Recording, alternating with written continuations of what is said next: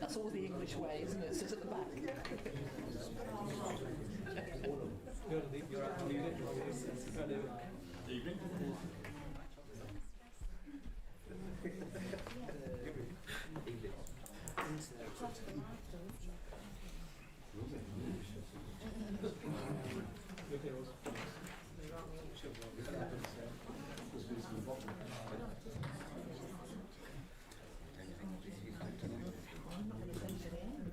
As soon as I can.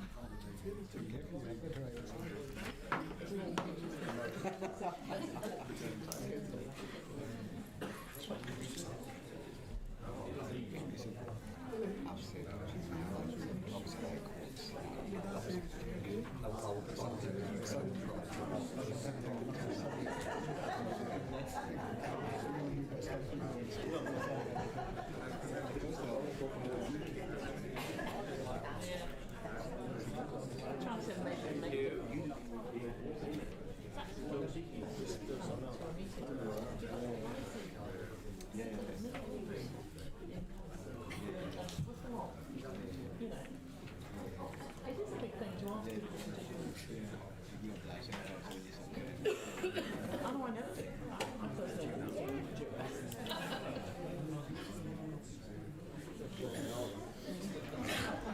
if it wasn't for big guys, I wouldn't have.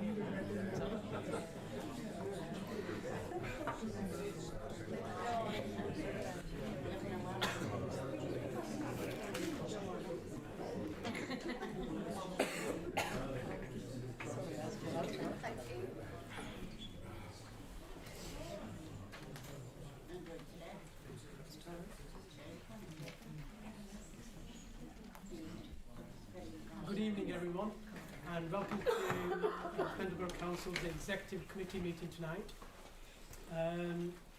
My name is Asjan Mahmood, and I am the leader of the council and chairman for this committee. We'll do some introductions going to my left. Rose Rouse, Chief Executive. Hi, good evening all. I'm Philip Spur, Director of Place at the Council. Hello, Richard Gibson, Director of Resources. Councillor Dorothy Lord, representing Waterside in Colne. Councillor Tom Whip, representing Barnoldswick Ward. Councillor David Whip, I'm leader of the Liberal Democrat group, and my portfolio is resources and transfer of services. Councillor Mohammed Amr, representing Southfield and Malden Ward. Councillor Zafar Ali, representing Clover Hill and Briarfield East, and Executive Portfolio Holder for Environment and Climate. Councillor Hanif for Weedley. I'm Neil Watson, Assistant Director of Planning. Joan Eccles, a Committee Administrator at Pendle Council. Howard Culshaw, Head of Legal Services and Monetary Officer. Thank you. This meeting is being live streamed, and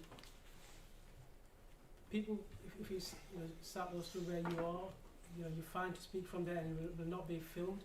But if you do come to the podium, just at the front desk here, that will be filmed. But you have an option, if you don't want to be filmed, if you let us know, and that will be stopped. The first item on the agenda is declaration of interest.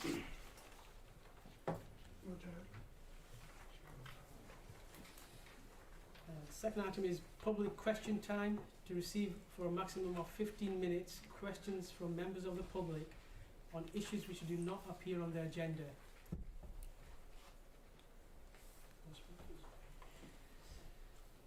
The next item is local plan. I have 6 speakers. If I first of all, I'll just make a few give a bit of background to the report, and I'll ask Neil, who is the planning manager, to say a few words, and then I'll ask the speakers. So basically, the local plan has been prepared as a single local plan subsequent to the decision being taken not to proceed with Part 2 plan. The plan has been updated with a new set of evidence, namely a retail capacity study and a development needs appraisal looking at our future housing and economic development needs. The plan contains a full suite of policies dealing with matters such as parking, designs, ecology, climate change and biodiversity net gain. One of the main issues is that of the housing numbers that Pendle chooses. The evidence in the housing study suggests that there is a need for a higher housing requirement than the standard methodology figure. This is in order to sustain the economic growth that will come forward over the planned period. The plan has been drafted incorporating the low standard methodology figure, as that has been the view that the Council has resolved to take. If the lower figure is chosen, officers will need to be instructed on the evidence to be put forward to support the lower figure. The draft plan will be consulted on for a 6-week period and comments reported back to this committee before the final version is consulted on before formal examination. I'll just ask Neil just to say a few words, and then I'll ask the speakers to come in. Thank you, Chairman. I think you've covered quite a few of the points that I was going to make, but obviously there's a very extensive evidence base and it's a detailed document, so we won't be able to deal with every nuance within that, but just a few points. The plan's underpinned by a sustainability appraisal process that underpins the plans and policies and choices behind that, so it's not just a random set of choices, it is underpinned by a sustainability appraisal, which that process has been approved by the Council. Chairman and ladies and gentlemen, there's 2 new pieces of evidence. There's a housing needs economic needs assessment that hasn't been before the authority before, as hasn't a retail and leisure capacity study. And they're two key pieces of evidence that we had to update and have to have underpinning the policies. A lot of other pieces of evidence, Chairman, have already been consulted on, such as the Greenbelt evidence base. In the plan, we don't believe there are any exceptional circumstances to alter the Greenbelt, either adding or taking away Greenbelt. There have to be exceptional circumstances in order for that, Chairman, to happen. Chairman, the spatial vision continues broadly what was in the last plan, slight nuances, but most development will be in the M65 corridor, with the majority of development in the West Craven area based around the main settlement of Barnoldswick. Chairman, the retail capacity study in broad terms isn't recommending any new supermarkets, new allocations. We've had quite a lot of developments over the years and it's considered to be broadly satisfactory. As with employment, we have Lomishay to come forward, Part 2, Part 1 is being developed, and there is sufficient capacity broadly in existing commitments to cater for employment. Chairman, the biggest bone of contention perhaps, or biggest area to consider in my view, is that of the housing requirement, where the evidence base is suggesting 270 units are needed in order to marry employment needs with housing, and both are needed in order to maintain the prosperity and to improve prosperity in Pendle. Chairman, however, the plan has been prepared with the standard methodology figure because that's the view that the council has clearly made. So it has been prepared with that figure, which means a net or an overall number to be allocated of 2,660 houses. Chairman, when you take away commitments and what we believe will be windfalls, it leaves a residual to allocate of 521. In broad terms, that's the size of the strategic housing site we've got in Borough Ford. That's for the whole of the borough, for the whole of the plan period. So, in relative terms, Chairman, it's a low number. There is a need to justify, Chairman, the SM figure though, because that is a starting point. The whole range of other factors that need to be considered, such as affordability, overcrowding, and obviously economic development. We've put, it's on page 149 of the plan, a number of suggestions in there. There are flaws in the census data, with households not growing at the rate of population and households not being formed as highly as the number of new houses that have been built. So there is some discrepancies in the OS figures. Also, the growth in young people that's in the census figures, it's not being shown in take-up in school places. So there are some unexplained, and we haven't got answers to all these, unexplained anomalies within the figures. And Chairman, two other factors: limited suitable other sites, which members may want to consider. There's some sites that may have to come forward which we've had appeals on and have been dismissed. And then one other issue, Chairman, is that we've got high net out commuting rates. So those jobs created could be taken up by those who are currently out commuting from Pendle. Chairman, suite of other planning policies, you've mentioned those to do with biodiversity, net gain, climate change, etc. Won't go into those because there's 46 policies in there. Chairman, other than that, I'll wait any questions and take the debate from there. Thank you, Neil. I've got 6 speakers. If I can just check first of all if there are all people in the room. I've got Richard Thorley. Yeah. Sharon and Andrew Wraith. John Birchenough. Yep. John Hartley. Yeah. Emma Hartley. And Caroline Spencer Palmer. Thank you. So you have a maximum of up to 5 minutes. And I can just request that, if a point has already been made, just try to not to repeat and, it then becomes a bit repetitive in that sense. So I'll ask Richard Thorley to... I wanted to talk about the Colne neighbourhood plan. Is that later or...? That's later, yeah. Yeah, so do you want to do Yeah, that I've got you later? down for that as well. So you don't want to speak on this? No. That's fine, yeah. Sharon and Wraith? You want to come up to the podium? I've written it all down, so hopefully I can get it out in 5 minutes. Nobody wants to miss anything out. Can you hear me all right? Yeah. Right.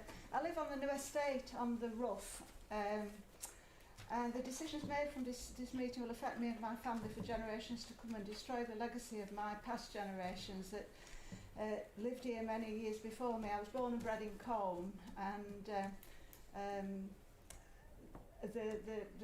the areas around Colne are very important to me because that's where we used to go as a child, and the heritage place is very important as well. Anyway, I want to join Colne Council in urging Pendle Borough Council to rule out any more building on the Upper Rough, because unlike any other site in Pendle, it has been through 2 public consultations and has passed examination proving it is not an extensive tract of land that has been put forth, and that it is a very special place to us Colners because of its rich heritage and place of natural beauty and quietness which gives wildlife a safe place to live, as well as preserving protected species of birds such as the curlew, who make their nests here year after year. The farmer's able to graze his sheep there, which is a beautiful sight to all who walk there, especially in spring when the baby lambs are born and can be seen skipping about in a safe environment, and are a joy to all our children and grandchildren and the many visitors who walk through regularly. Deer have just started to graze on there again after a few years of being chased off by the noise and disruption by the new housing estate being built. I saw one myself just a couple of weeks ago, and there are beautiful sounds of the various birds singing far from the noise of the busy town centre and roads, which is only a short 10-minute walk away. Yet the rough is the start of the countryside and feels a million miles away once you were there, and a respite from all the hustle and bustle of a town centre. There are beautiful views of Pendle and across Barnoldswick Hill, where many cross the paths on the rough to walk to. Regular groups walk through to enjoy all this, and for those who live here on the rough, it is a touch of heaven daily, and none of the people in and around this area ever want to have this taken away. Already half has been taken away from this land, and the plans to build even more on the remaining part is just not feasible, and is robbery from the people of Colne, a crime against us all. I'm a Colne born and bred with family history going back years, which is very important to me and my family and friends, and it is to most people I know. I love to walk up the rough and sit enjoying the beautiful views, the wildlife and the countryside quietness, and listening to the birds sing the dawn chorus while watching the sunrise and sunset there in the evening. Those who don't live in Colne can't understand how important the preservation of this part of Colne is to us all. The plans of outsiders would destroy and kill off wildlife and a great part of our heritage there if they got their way, because they're not interested in Colne or the people of Colne and just want to make money from this land of the rough. They don't care about our rich heritage of what this land has always been used for, and even want to turn it into another Ball Grove, where there's a cafe and a concrete car park, playground, lots going on, which would have the effect here on the rough of destroying not only our heritage building on the conservation site, the pump house, but also chasing away the wildlife here and the quietness that is so important. At the other end of Colne, locals have Alkincoats Park, which is similar to Ball Grove, with the same amenities serving the people of God, but it also of Colne, but it also has a large conservation area at the top and a local green space that is protected and quieter than the park just below it, where wildlife can flourish and people can enjoy its quietness. That is what we need to keep here on the rough, rather than destroy it by building more houses and a cafe and an amusement area. The old pump house should be restored to its former glory as a heritage building, rather than being turned into a cafe surrounded by concrete and roads leading to it across the rough, deterring a continuation of life and wildlife forever as it is now. It will destroy our history and deter any wildlife. Locals have had enough of outsiders coming and raping and pillaging our hometown for money again and again. And they've had to endure these changes and more pollution from traffic and roads that are proposed to service these new houses. These roads are hard enough to negotiate as it is on Lidgett, Castle Road, Windermere Avenue for the people like us who already live there. So the changes proposed will absolutely be horrific for us all. Access and amenities like schools, doctors, dentists are all overcrowded as it is, and flooding's being caused in wet weather because green spaces are being built on, so there's nowhere for the rainwater to go and to be soaked up. And the whole of the rough, what's left of it, is truly an asset and a jewel in the crown for all of us Colners, and is used by many of us all, as well as visitors and their families, to walk on and enjoy the freedom it gives us. Sharon, yeah. can I just ask you to sum up, because they used to... Right, basically, I just say when people moved into the estate, most who did searches were told by Pendle Borough Council that there was no reason to build on this land. Also, for it not to be no reason that it wouldn't be included in a local plan, and also the proposed Colne neighbourhood plan as a public green space, because they had met the quota of housing, and this still stands if they go off the government standard, which is the lower standard that Neil Watson was talking about. And as he said about the economy is going through a lot at the moment. There's people who can't afford to buy houses like that. There's businesses being closed, and you know, obviously I just hope and pray that Pendle Borough Council will listen to all that's said tonight and make the right decision for the people of Colne. Thank you. And,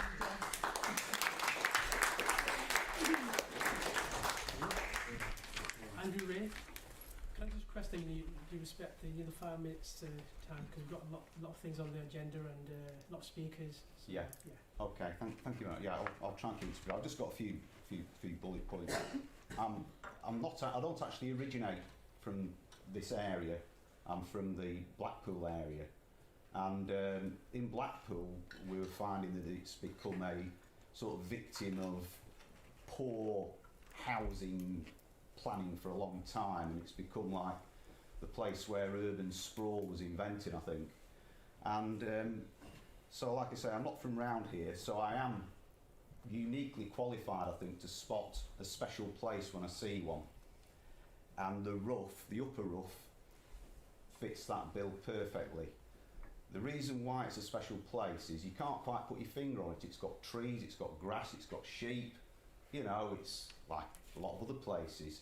But you wouldn't dream of saying something like that about a place like the Yorkshire Dales or a place like Dartmoor or somewhere like that. Nobody would dream of building small plots of land with 4-bedroom houses on there, because they realise what a special place it is.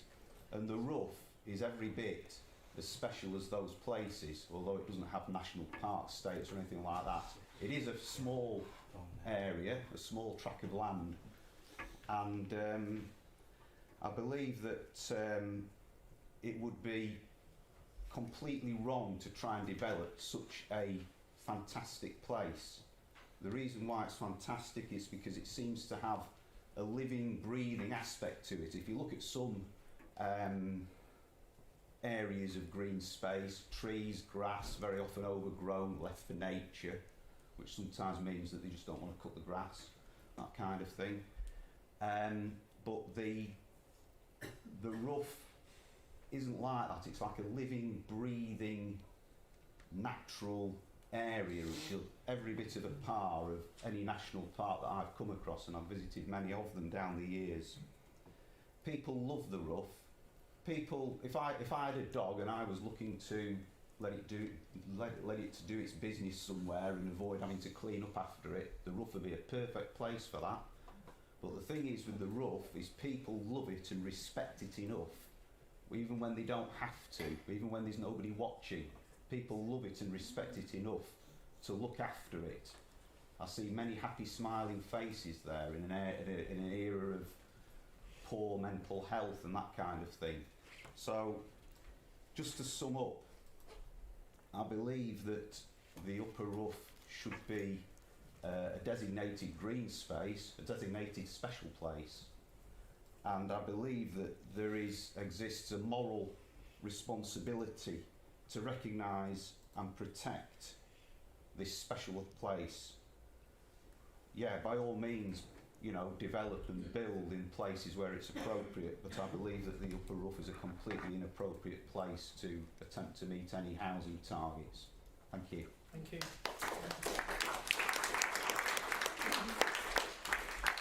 John Birchenough.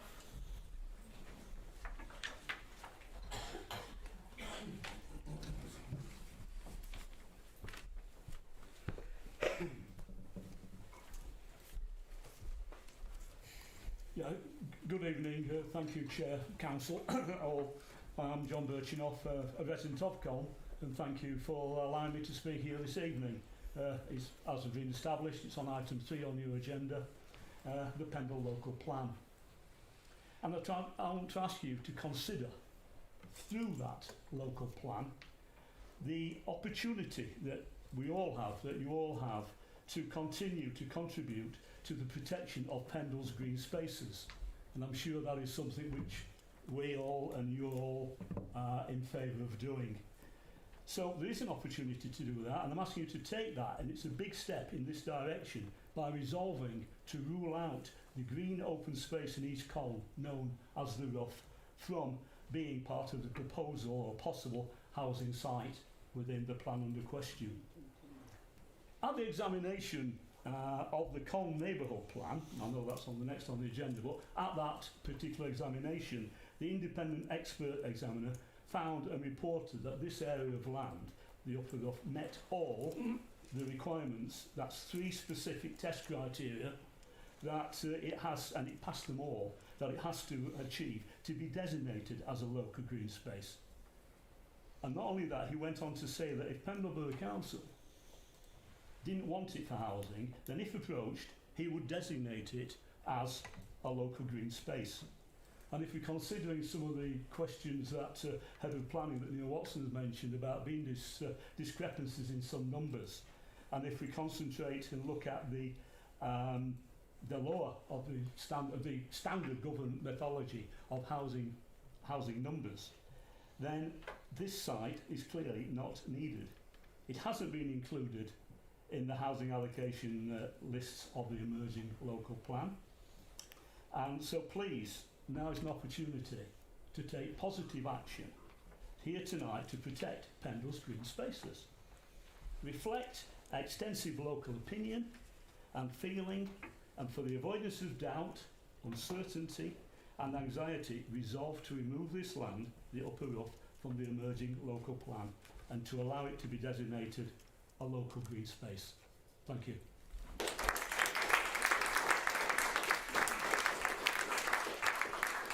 Thank you. John Hartley.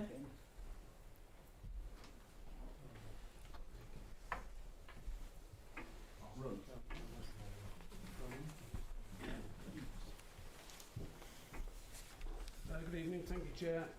Good evening, councillors. Can I first say it would be great to get the local plan out for consultation, moving it forward to the next step in the process of publishing a final draft for government approval. This is what we're here for tonight to decide. I'm also pleased to see the Liberal and the Labour parties recently published Plan for Pendle, and in particular your objective, and I quote, to create a local plan with reduced housing development to protect green spaces. Excellent.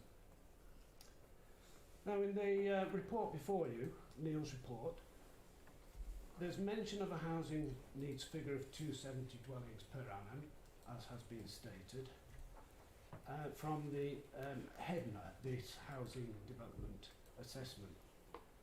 It should be made clear, I think, that by noting the content of the report, which this meeting is doing, it should be made, and agreeing to send it, the local plan to public consultation, you're not actually agreeing with this housing needs figure of 270. It would actually challenge your objective of creating a local plan with reduced housing. The draft local plan as it stands and being submitted for consultation is based on the government planning policy guideline standard method figure of 140, as has been mentioned. It's just something to be clear about, that we're not agreeing with that figure tonight, because we want to avoid the possibility of anyone saying later that the council agreed the 270 figure at an executive meeting. So, your resolution tonight might be to approve the local plan 4th edition as currently drafted and based on the 140 DPA, and agree that the plan and the supporting documents go out for formal public consultation. Thank you. Thank you.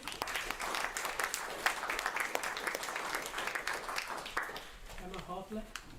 Hello, thank you for letting me speak. I'll stay here if that's alright. Churchy for me there. Okay, so I just wanted to make a few observations. Some have already been made regarding the current local plan situation. So as we know, the original draft plan part 2, which did actually cost over £102,000, not including wages, was scrapped in December 21, as councillors were unhappy with the proposed housing target of 240 dwellings per annum. Scrapping the plan has left Pendle wide open to speculative development, with developers putting in plans for sites including Lenchers, Oaklands, Pasture Lane and the Upper Rough.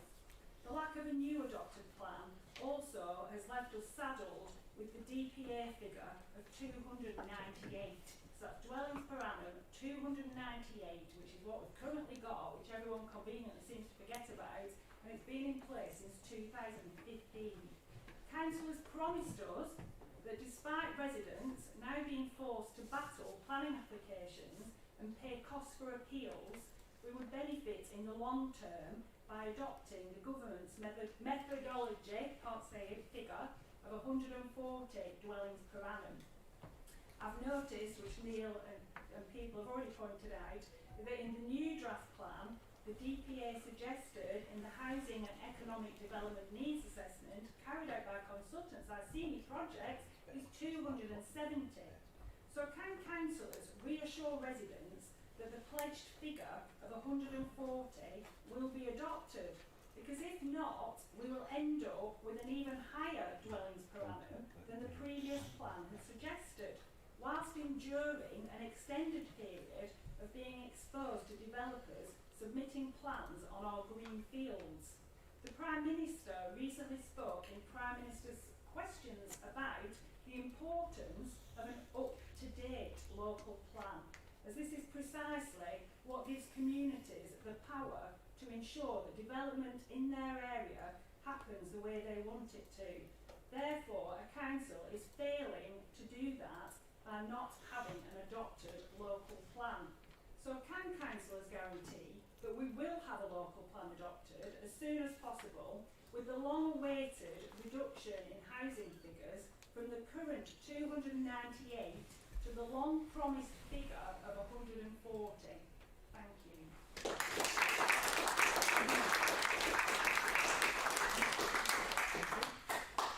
Caroline Spencer-Palmer. Sorry, I think we don't want to get there. That's all right. I'm not too bad. Thank you very much for the opportunity to speaking to you this evening. I'm Caroline Spencer-Palmer. I was a GP in Cone, and I'm an off-Camden. I first came to Cone in 1998, Burnley 1996-7. And I'm basically here to advocate for equal respect and protection for the Lenches as may be given to the Rough, Pasture Lane or any other of the areas that people love. The Lenches is particular to me because I live on the Woolpack, I live on Lenches Road, and it's one of the reasons why, the aspect of Cone is one of the reasons why I wanted to move there. You know, I had the opportunity to live anywhere in the Burnley Pendle area, and I loved Waterside. I loved that juxtaposition of the amazing townscape and the amazing landscape, which is so wild. I've been campaigning for the conservation of the Lenches since 1999. This is the report about the Lenches that we produced then, which goes into great detail about all the wildlife and the amenity value of the area. The Lenches has mature woodland. Currently it's carpeted with bluebells. The top end of Knoxlane is just carpeted with bluebells. It's got mature hedgerows with wild honeysuckle and wild clematis. It's got 2 large mill ponds, which has great crested newts in it, and freshwater oysters that are the size of dinner plates, to quote the past, I can't remember, water bailiff, that's right. It has dragonflies and damselflies, which are pretty rare in Lancashire. It's got scrubland and a lot of small passerine birds there, a stream, and it's got meadowland, grassland. So it has such a rich tapestry of habitats. Regularly we see barn owls, buzzards, kestrels and herons there. It lies in the most deprived ward of Pendle in of Cone anyway, in Waterside, with the least number of gardens. Those residents who have the legs and lungs to enjoy getting up there love it. You know, I've been picnicking, I've been blackberrying, I've been collecting conkers. I've actually, you know, had a little boat on the mill ponds with my kids. Sledged there in the winter. Every season has something special. So that, for me, for those people who've got the legs and lungs, which I used to be, luckily I live up there, so it's not too difficult, I just walk across there. But those people who live there, who can get up there, really also love the view of Colne from it. It's a fantastic view. It's a view that is here, it's in the Colne Town Hall, it's been used on Pendle Borough Council literature. But those without the legs and lungs enjoy the wonderful views of the Lenches from their backyards and streets. So what I'm asking for is parity, really. Equal respect and protection for the Lenches as may be given to the Rough. We all here love the Rough. I love it too.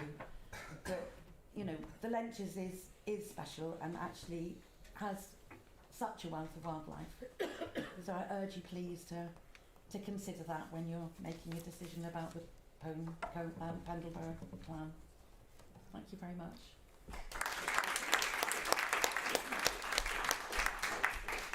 Thank you very much for that.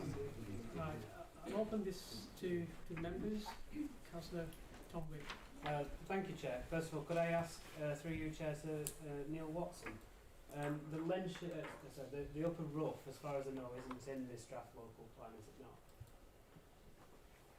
It's not proposed to be a local green space in the plan. It's not proposed to be an allocation. Yeah. It is in the.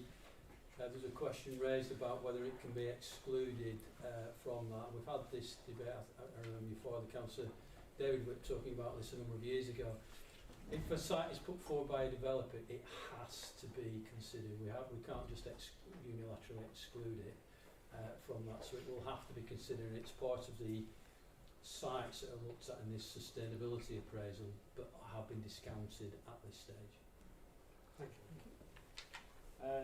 Okay, so in terms of what we're wanting to do going forward with the local plan, I mean, I have a mind to change some of the policies to be greener, stronger measures for sustainable development, and protecting green spaces across the board in Pendle by building up and not out. And so, I mean, really we should be putting this local plan out to consultation now.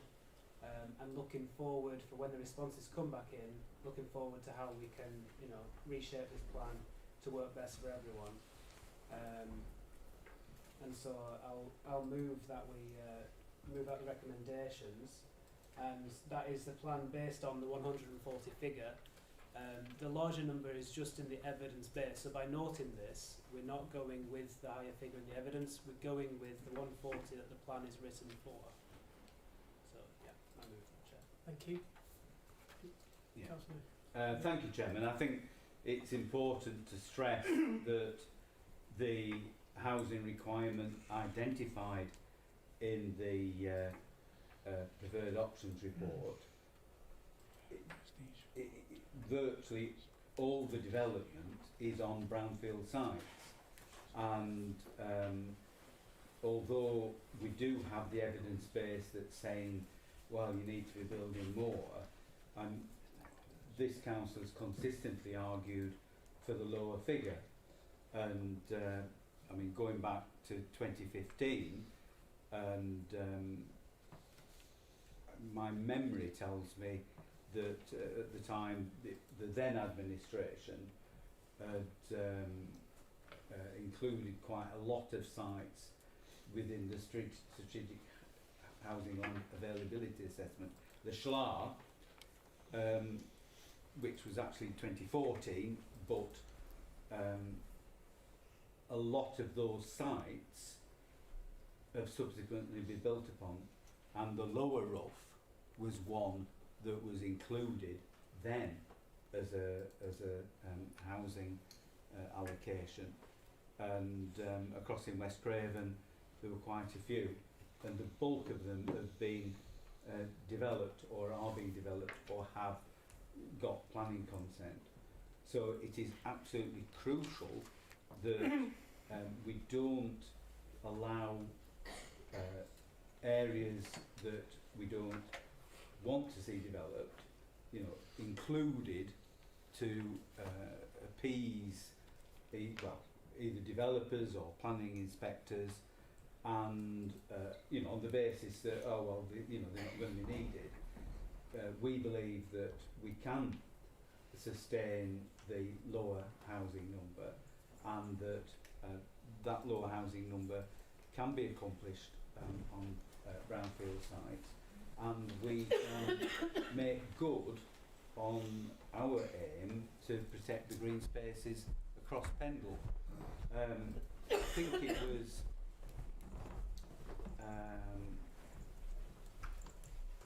I can't remember if it was Emma that said, could we sort of give any assurances, could we absolutely say this is going to happen, that's going to happen. We can influence what we do. Planning inspector will make the ultimate decisions, because there has to be that examination, and if it don't conform, then they'll throw it out, or they'll tell us to change it, and so I don't think we can give absolute guarantees about anything, because it's the Secretary of State, his or her government inspectors, planning inspectors that rule the roost, and local administration of planning policy is not necessarily as powerful as some people think. Yeah, and I am surprised, and genuinely surprised, that you know, people have spoken so strongly in terms of the roof on this item, because there is nothing in the draft local plan or the proposals, the preferred options report, that indicates that it would become a housing site. Thank you, Councillor. Any more speakers? Councillor Leaf. Thank you, Chair. Thank you to all the speakers. As you're all obviously very passionate about Colne, I'm from Dryfield, and we have the same passion. So in the last meeting, when when you all came, we had people from Dryfield. We had the same passion. So each town, each village has their own passions, and personally, I support a lot of them. For the reason is that we need to look at the existing sites where they're already there, look at the numbers there, and see obviously how to work with the residents as well as the officers to make sure we get the right plan. And this is not a party political thing. This is benefit of Pendle. This is benefit of Colne, Nelson, Dryfield, Barnoldswick, whatever. And it's our responsibility as a whole to make sure that for the next many years coming, that this, whenever this is approved, it's there, it's lasting, and our children and our grandchildren can look at those things. Because what some of you said is that we have the same in Dryfield, bottom of Dryfield, we call it Chinatown at the bottom, and top of King's Causeway, we have exactly the same things. We have deers, you're amazed. I get videos sent to me by some of the residents who were the new housing being, deers coming in the evening with their kids. And I was amazed, I never knew that that existed. So obviously I'm seconding what Tom just proposed. And I'm looking forward to comments. It gives you a chance then to put comments, feedback, and once we got all that, then obviously we know what the colleagues and the residents think, then obviously that will help us to formalise something and get that sent to the government of Secretary of State. Chair. Thank you. Councillor Ali. Yeah, thank you, Chairman. I think it's enough has been said in terms of this local plan, and obviously we have the executive member for planning here tonight. I want to make a slightly separate point, Mr. Chairman. I don't know, no doubt you will be aware, but under the previous administration, is it not the case that we received notification from the Levelling Up Minister that this council is one of 9 councils which could potentially be placed under designation.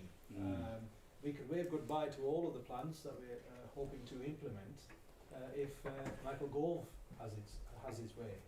And of course I appreciate this is the first executive meeting under new leadership. What's being done to avoid designation, because that's going to have to be one of the issues which is a live issue that has to be looked at in line with what we're talking about tonight. Mr. Chairman, I just want to put that out there. Yeah, can I ask Neil to just on that one? Yeah, Chairman, just for members of the public who perhaps don't know, designation is for performance on planning applications not majors, but for just a category of minor and other applications. And it resulted from a high input of planning applications, and in my service in the planning department, every single post changing in a 6-month period. Chairman, if we take those 2 quarters out of that 6 months period, Pendle still performs very highly, and so far this month we're at 100% performance on majors and at 96% in other applications. And if we, without getting too technical, if we project those figures forward to this quarter, we'll be ahead of the designation standard.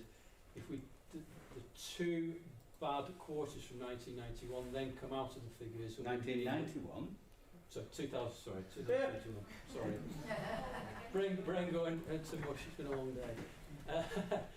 We then get into the 80s, so it really was caused by the only penalties for that would be to allow applicants to apply to the planning inspectorate for applications, no other sanction, shall we say. So I would be really disappointed if we were, and I would see it as being punished as a council for COVID, and every single member of the team changing, and just having 2 bad quarters over 20 years.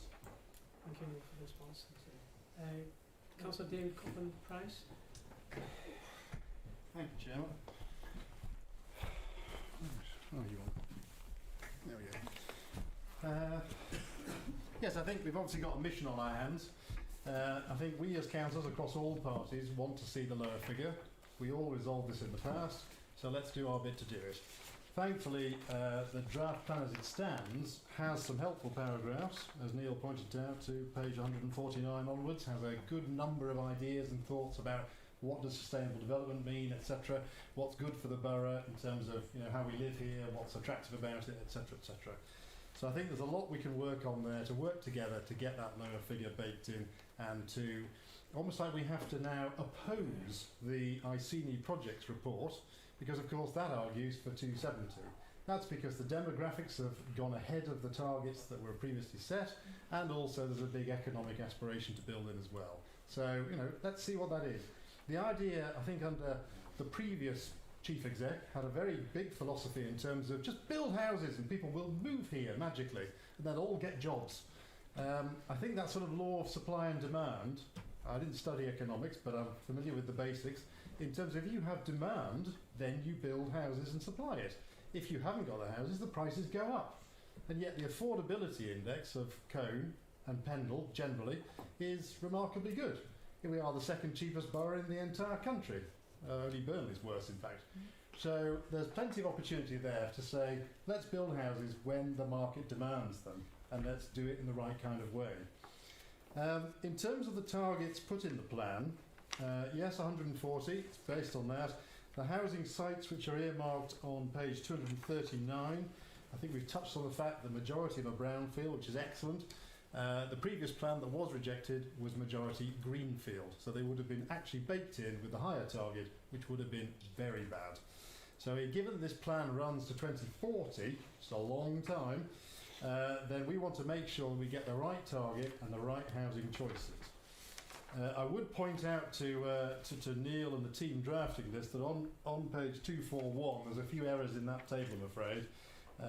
The idea of your 10% lapse in permissions already granted, in the table it says 10%, in the footer it says 15%. All the numbers are wrong and different in so many random ways. And the windfall requirement, I'm pleased to see we're baking in a windfall requirement. We always know, we as councillors know, that lots of small applications come through, little sites here and there, onesie twosies, half a dozen or so. They're the ones that make up the 38 per year. To say we should skip 4 years, I think is wrong. I think we've got an argument to say we're already seeing at area committees, and we're doing delegated approvals, we're doing little approvals at our area committees, and they will cover those kind of sites. So I think we should bake 38 in from the word go. So that's that.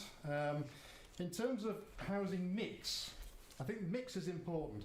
The ICNI report talks again about population. If you look at every single group of ages, The biggest growing area in the entire borough is 65 plus. It's one of the biggest area of growth in the entire borough.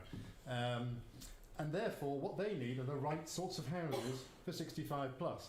The reports go on quite a bit about bungalows and types of housing and sheltered accommodation, etc., and all that supported living. I think that's perfect. And what that allows is a slightly denser method of living.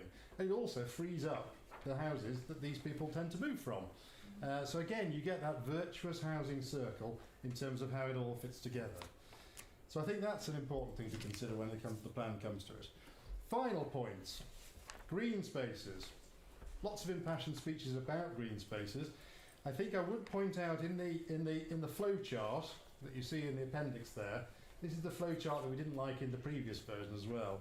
Okay, it's prudent to look at planning permissions and rule out sites on that basis, but to say you can't designate in a different way and therefore that's fine, the planning practice guidance does talk about the ability to double designate, and the co-neighbourhood plan did that for a number of sites where they're green belt and they're a green space. They're a park and they're a green space. So you can double designate, in which case you can go straight down, you can ignore that criteria. Why make it difficult for us? And I think as well, the criterion sort of don't match up in one table to the next. We've got sort of 8 and 7 in different places. So I think that's another thing that should be changed there. And one final point, small bit of politics, I'm afraid, Councillor Whip. The SHLA, I think as Neil pointed out before, is an availability assessment. That's what the AA stands for. So it's not an allocation. Just because it's in the SHLA, and as Neil pointed out, that's for every single piece of land that every owner or every interested party puts forward.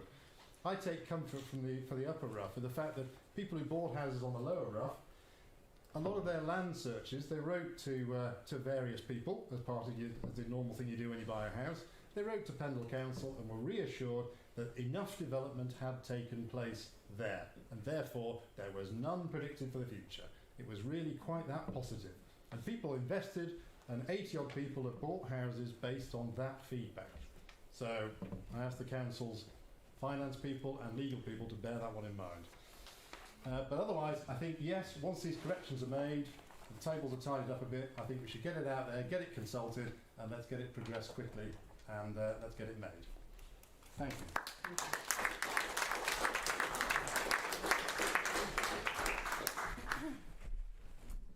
So, first of all, I'd just like to say something that's really counterintuitive. And I'm saying this with my Trawden hat on, but I'm also saying it with Councillor Ahmed as well, because it's to do with Trawden and also Barrow Ford. If you look at the draft plan currently, there are local green spaces in there for Trawden and for Barrow Ford. And you're probably thinking, as I did when I first looked at it, why those places only, why not Combe? And the reason is, of course, they've got made neighbourhood plans. So I've taken advice on this, because a made neighbourhood plan is a legal document, and those local green spaces are local green spaces. Okay, you following me? So if you are to put those made local green spaces in the local plan, then when it comes to examination, the planning inspector can open it all up again. So it's a bit like getting divorced, thinking that you've sorted out the settlement with your erstwhile spouse, and then finding out a little bit later that in fact you have to do it all again. So I would beg you, as the exec, please take out the local green spaces for Trawden, because they're in the made neighbourhood plan of Trawden, and take out the local green spaces for Barrow Ford, because they're made and they're in the made neighbourhood plan. Anything that's not in a made neighbourhood plan should be discussed and put in this local plan for Pendle. And obviously people have spoken before me about the Upper Rough, and I particularly heard the excellent words of Caroline Spencer-Palmer, and actually do agree with her about the lenches. I do think that Pendle Council should be putting the lenches in, but there is a difference, and I heard what you said, Councillor Hanif, about the wonderful places in Bridfield. Don't doubt it, know the Upper Causeway. But actually the Upper Rough is different. And it is different in a legal perspective as well. In that we have had 2 public consultations on the Upper Rough with hundreds of people replying to those public consultations. And in addition, the upper rough has had independent examination, and that has happened just recently. He wrote in his report that if Pendle Council did not want this for housing, he would designate it as a local green space, or Pendle Council could designate it as a local green space. So you could make all of these people tonight really happy. We've gone through 6 years of this, and we have come out the other side of our independent examination. We know that unlike the other places, they definitely meet the legal criteria, and it is a different space from anywhere else in Pendle. So I've just taken the liberty of writing down a few words rather than me over-talk to you, and hopefully you'll find what I've said really logical there. I think if you could look to make the maths changes that David has spotted on the table, take out the local green spaces in Barrowford and Trawden, add the upper rough as a local green space, and alter that table. Was it number 5 on the table, David? What? The flow chart? Appendix 7. Appendix 7. If you could alter that, because that doesn't make any sense. And if the exec could look at this and make this resolution, then I feel that the local plan would be something that so many people would just be so positive about.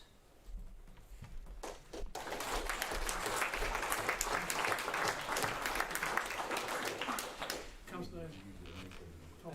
Thank you, Chair. I welcome the comments from other members, and I think at this stage we shouldn't really be changing anything. It's ready to go out to consultation. However, all of these points can be considered within that consultation, and I think it's appropriate that at the end of this consultation we do incorporate these sorts of things in then at the revised draft stage.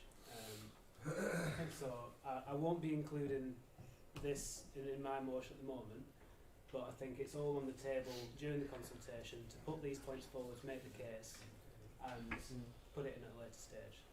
Thank you. Councillor David Wick. Well, I wanted to pick up on the point that Councillor Zafar Ali made about the designation, and first of all, I think it's incumbent on all councillors in the area committees to ensure that applications aren't unnecessarily brought to committee, and that we speed the flow of applications where we can in that way. I know that Mr Watson has written to all of the area committee chairs asking that people don't put any spokes in the wheels. So if we to avoid designation, which unfortunately due to the past performance, we need to ensure that we do achieve those 100% at every available opportunity. The only other thing, and it was because councillors David and Sarah Coburn-Price spoke about this, Councillor David Coburn-Price said that the previous plan had greenfield built into it, and the 2014 housing land availability assessment baked in those greenfield sites. Now, I'm not seeking to make a political point, but it was the Conservative group on Pendle Council that put those sites forward, and in fact I remember either proposing or seconding an amendment at council in 2014 which sought to take the rough out of that housing land availability assessment, and it was not successful because the Conservatives voted it down, and there was a long list of sites, and obviously the lower rough has been built upon in West Craven. I mentioned this earlier on. We've got a long list of sites that were agreed in 2014 that have now been built upon, and we wanted to take them out, and the Conservatives insisted that they remain in. So I think it's just a little disingenuous for Councillor David Coburn-Price to suggest that in some way, you know, it was all somebody else's fault. In fact, I know exactly who voted for it, and my recollection is that Councillor Sarah Coburn-Price voted for that housing land availability assessment in 2014. So, Mr. Chairman, Councillor Tom Whip has said about the wider issue, and the key thing here is to get forward with agreeing a local plan.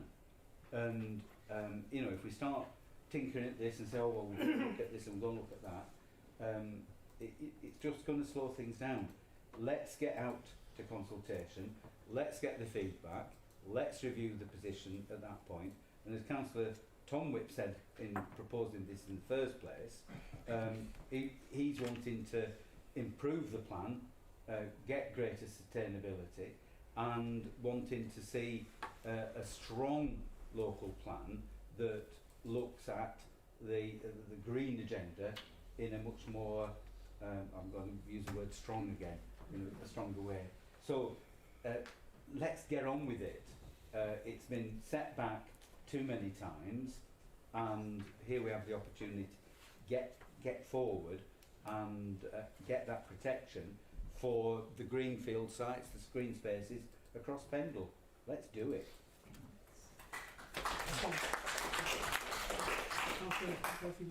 Yeah. What I was going to say is sort of gone now, and what else I was going to say has already been said. But I would like to thank all the public speakers that have come here tonight. But in particular, Caroline, you painted such a beautiful picture of what I can see from my backyard in Waterside. And you know, we know where we live. I've lived in Waterside for 51 years now, and my husband, as you probably know, as a little boy, played up there. He swam in the lodges that they call them, and I've recently found out what they used to call it. And his best friend now, who's obviously still with us, said, we just used to say, we're going up top, ma'am, you know, and off they go all day long.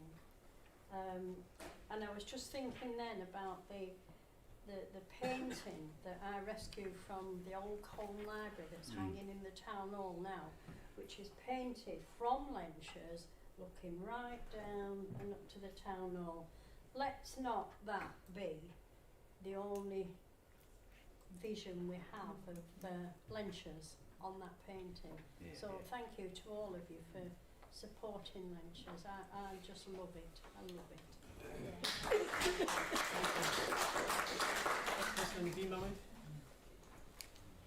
Thank you, Chair. I think from the speeches, first of all, thank you to all the residents who have spoken and the councillors who have contributed to the debate.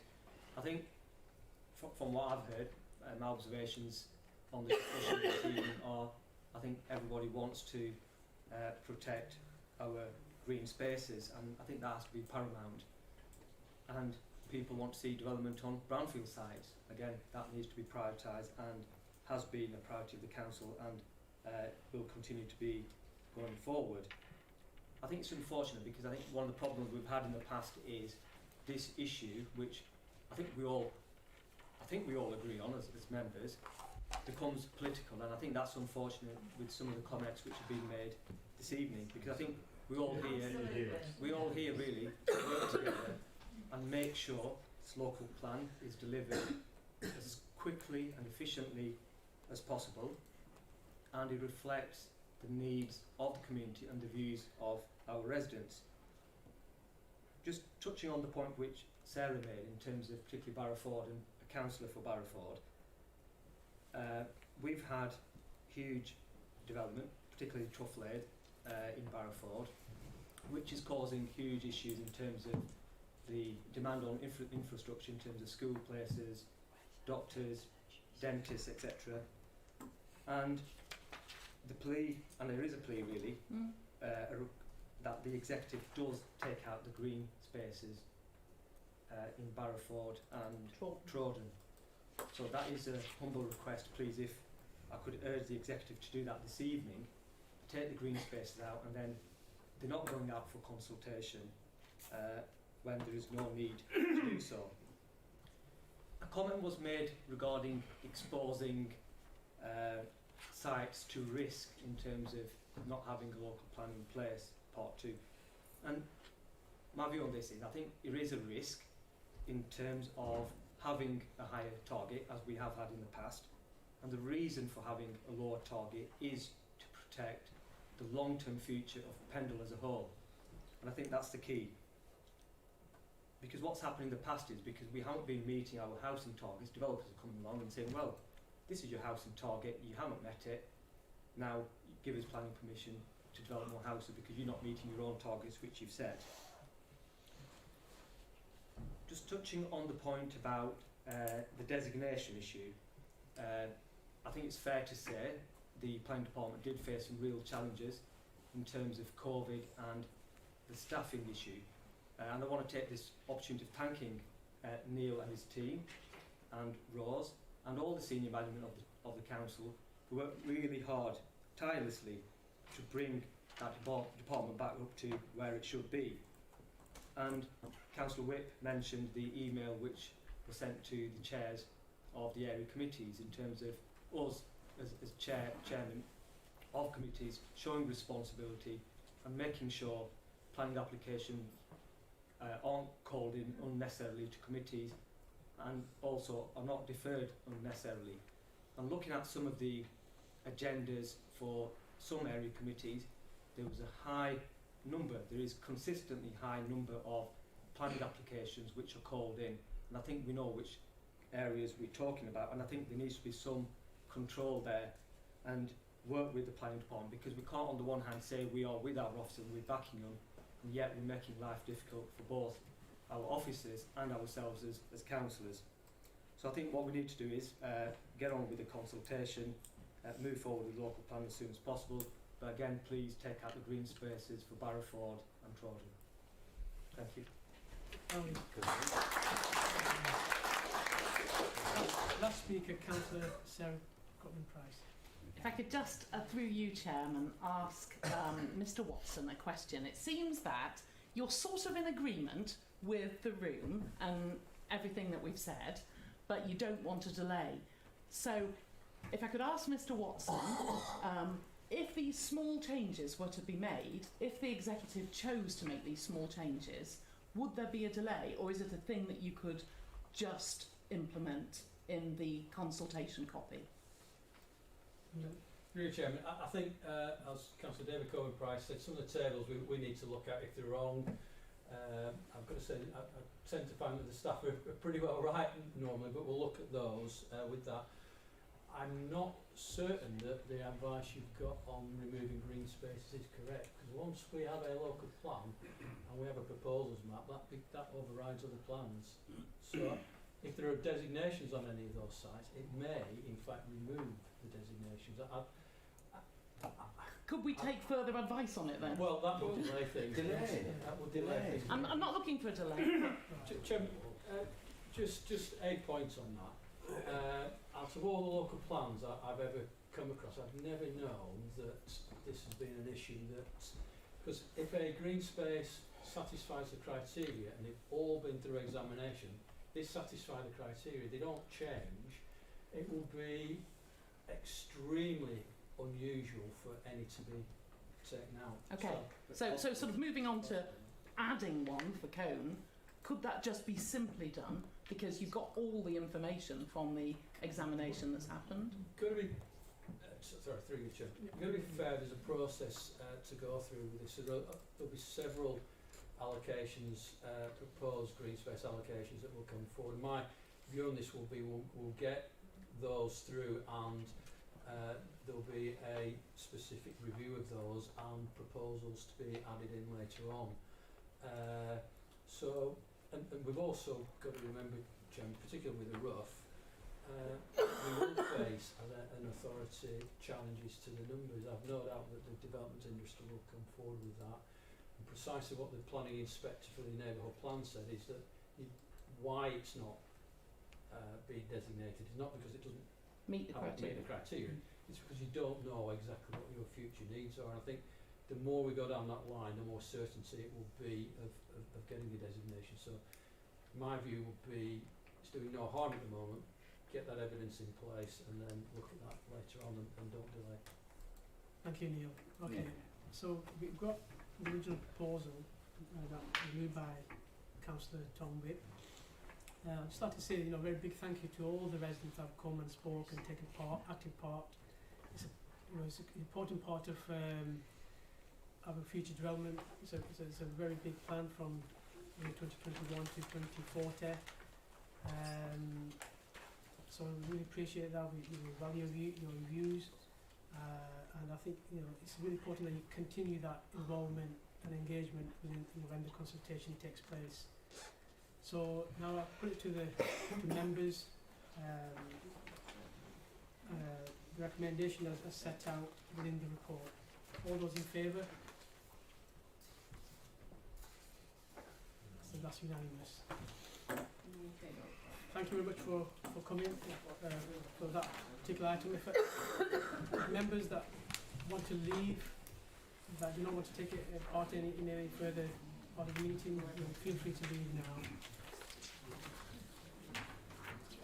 So the next item is Colne Neighbourhood Plan.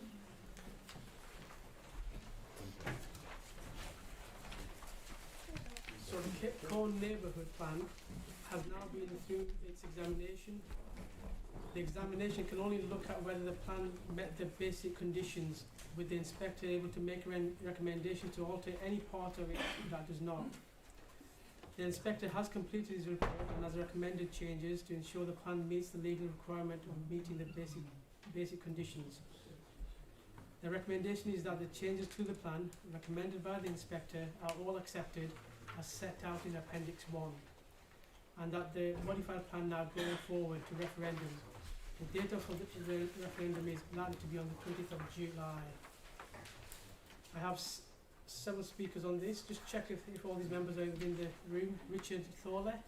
Okay. Sharon Dale. Yes. John Birchenough. Mark Rogers. Yeah.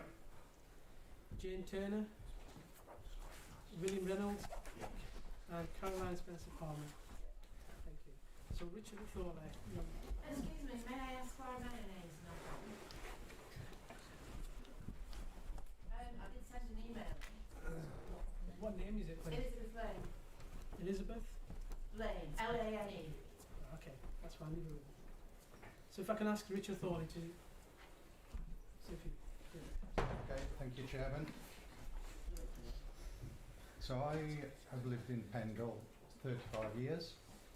I've lived in Colne for 12 years. And like an earlier speaker, I feel qualified to make a few comments because I've spent time away from the area. I've been living in, visited extensively 80 countries, including most of the states in the United States as well as. So I've seen a lot of things, and I am not convinced that everybody realises what a fantastic area they live in here. They might say they do, but I really wonder if they really, really do appreciate it. So just moving on swiftly then, so I don't overrun. Colne Neighbourhood Plan, 6 years of blood, sweat and tears. A plan by Colners, many in this room, for Colners, consultation after consultation, and as you described, Chairman, we're at this stage, maybe, depending on what this committee decide, to go to a referendum. I think I'll come on to a few contentious issues at the end that's not scripted based on what I've heard tonight. But I think it's fair to say that without the Colne Neighbourhood Plan, there is a very high probability that community assets would have been lost and can still be lost if we don't get it over the line. Rather than talk of generalities, I'm going to talk about a specific, just to prove the point. Some of people in this room will have heard some of this story before, but the example I want to talk about is the Barrowford Road playing fields, just to pick one. Dear to my heart, a lot of personal involvement. It did fall into disuse, is the best way of describing it. Neglect due to a lack of maintenance and a lack of drive to actually make it useful. At the early phases of the Cole Neighbourhood Plan, because of what I've just described, the owners and developers were circling over it, essentially to get it designated as a building lot or building land. So the residents formed a fully constituted group and we went to war. 38 people, not just talking but actually doing things, raising funds, and a lot of personal anguish, you might say. And I think it's fair to say that once we had our case sort of formulated, and were able to demonstrate a few things, one of which was the demand for such a facility. One was that maintenance was possible to make it usable or reusable, and that there was a real commitment amongst the public. Once that was in place, we did then get a lot of support from people engaged in the neighbourhood plan, from the chair of the neighbourhood plan and from a couple of the borough councillors who were hands-on. So now the situation, in part thanks to the Parks Department at the council. I know the council often gets a lot of bad rip and that sort of thing. I'm sorry, but it does. But they did a great job, and hands off to them. So now 3 pitches are in great condition. Yeah, we're not Premier League, but for kids football, they are in great condition. The usage is extremely high, and some weeks 5 days a week. So the point in conclusion is, without the Cole Neighbourhood Plan, this community asset could well and truly have been lost. So that's one example where I think the Cole Neighbourhood Plan should go ahead and is great. But I think that on just closing, I think it's fair to say that the Cole Neighbourhood Plan, everybody had the same interest. Yeah, there was a bit of bickering here and there, but everybody was moving in the same direction. What I'm seeing here tonight is politicising, and I don't like it, and I know a lot of people here don't like it. We're in the same borough. We've got to work together to make this Pendle local plan happen, but obviously I'm here to talk about the Cole Neighbourhood Plan. Thank you. Thank you. Simon Gale.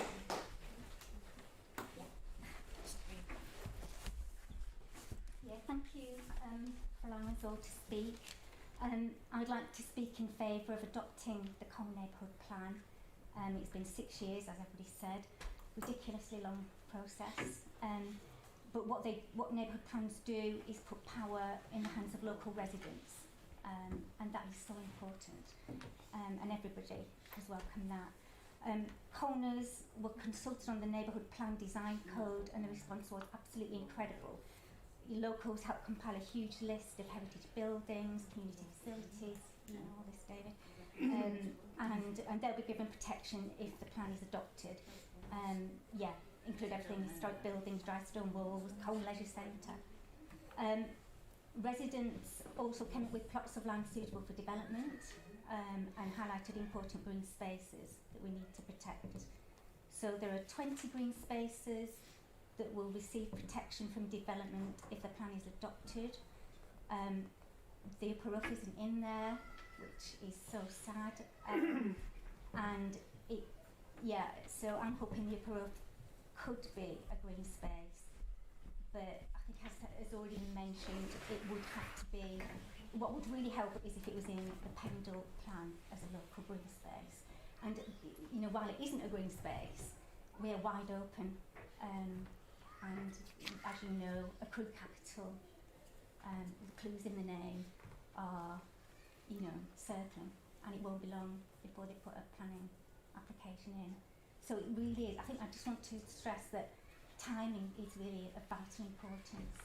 So, you know, if we send the plan out, the Pendle plan out to consultation, we're losing time and putting the roof at greater risk. Just quickly, because I know we've got lots of other speakers, I bang on about our green spaces a lot because that is what makes Colne special, and Barlick, to be fair, and Potts and Nelson, because no matter where you live, in Colne, you're 10 minutes from a green space. I think that's one of the reasons why developers have targeted Colne, which is sad, and why the neighbourhood plan and the local plan, the Pendle local plan, are absolutely vital. So yeah, just want to thank those involved in compiling and pushing on with our Colne neighbourhood plan, including Sarah, who spent hours and hours on it, and all the councillors on Colne Town Council, because they were fantastic, and all the councillors on Colne Town Council came together, you know, regardless of political persuasions, to support that plan. So thank you.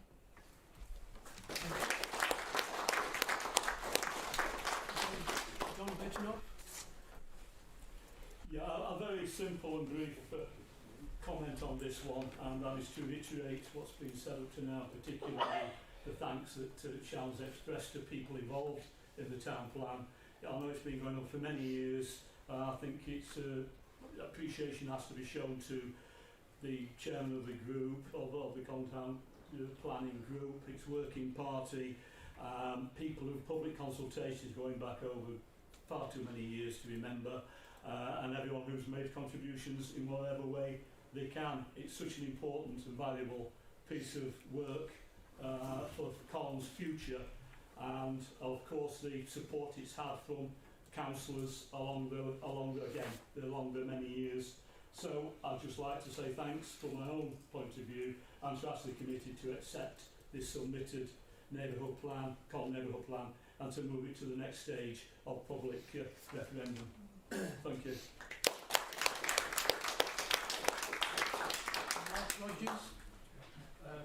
Thanks very much for giving me the opportunity to speak today.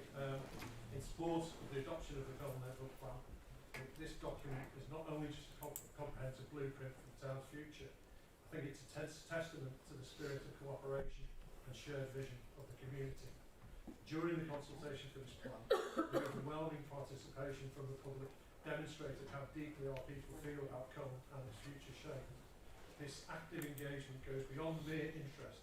It's a reflection of a deep-seated love for our town, a burning desire to ensure its prosperity, and the determination to have a say in its development. The plan sets out a robust framework that ensures any new developments will be accepted by our public, because it gives them some level of ownership.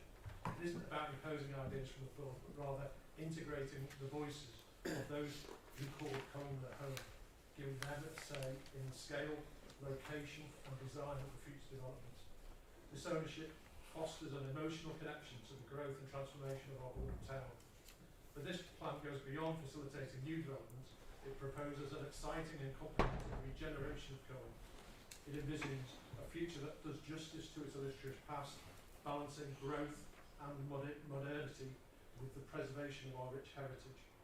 It ensures that our future will not just match but complement our history, and that Colne will continue to shine as a beacon of communal harmony and architectural beauty. This plan is a symbol of our collective aspiration, our shared vision for a town that continues to evolve while celebrating its past. So I urge you to pass this on to the next to the consultation. Thank you. Turner.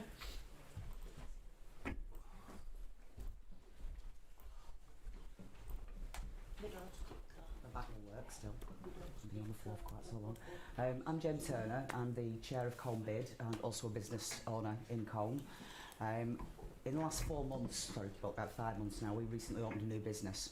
We've got a wine shop downstairs and we redeveloped the upstairs into Airbnb. Sorry, can I just... Sorry. Sorry, members. Sorry about that. It's okay. One of the reasons we did that was because when we researched Airbnb, we discovered that Pendle has an average of 75% average occupancy for tourism or for the use of Airbnb properties within the area. There is a shortage in Pendle of over 1,000 properties a month. So it's a burgeoning market. And in fact, we were approached by a company who operates in the lakes to come and use us as a test subject in the area to see how well their marketing worked and their software and algorithms, whatever worked to actually fill our space. They don't get paid unless we get paid, so it works quite well, really. It's going really well. We get a mixture. We get a lot of people who are working in the area. We get a lot of people who don't want the families to stay with them in the area and send them to us instead. And we get a lot of walkers. And I think of the feedback that we've had, a lot of people feel like they're not on a high street. When they look outside, they see beautiful architecture. When they look outside, it goes back what to Dorothy said, they see green. That's what they see. And when they're driving in, they see green. And that's a lot of the beauty of our area. I think that has to be maintained. I know Sarah's worked really hard over the last 6 years with the team to get this plan in place. It took us 4 months to pull that project off and get it up and running. And I think I'd just like to say, can we just crack on, please? Thank you.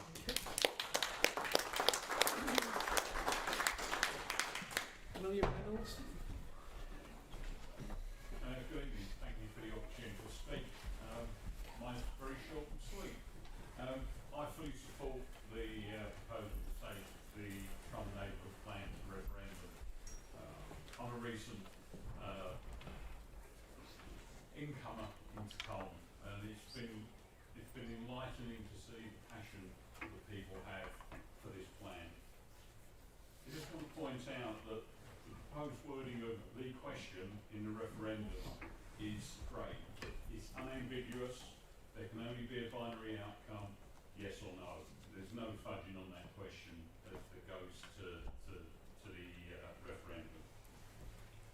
And I think just to reiterate what everybody's said so far, if the neighbourhood plan is adopted, it provides a locally focused framework for both developers and to help deliver a sustainable future for the town. Thank you. Thank you. Caroline Spencer-Palmer. Yes, thank you very much. Unfortunately, Lenches hasn't been protected in the co-neighbourhood plan. I'm wondering, in view of the fact that there were 500 people who actually wrote against leasing plans to build on Lenches, 145 people wrote to Pendle Borough Council to ask for it to be protected as a protected green space. When will there be a review of the co-neighbourhood plan if this is adopted? And can Lenches be considered as a protected green space at that time? Is that to me? I think it probably is to me. I mentioned this at the public inquiry. Oh, sorry. I could answer. No, I'll let you in. If you need to speak, I'll let you in. Okay. If that's okay. Finished there? Yeah? Yes. Yeah. Thank you. Now there was another person at the back. I think it was Elizabeth Elaine. Thank you for adding me on, even though I did email. I'm a Corner. I was born here, but I've lived abroad. I've lived in Leicestershire, I've lived in Lincolnshire, and I've lived in Staffordshire. I've even lived in a new build house.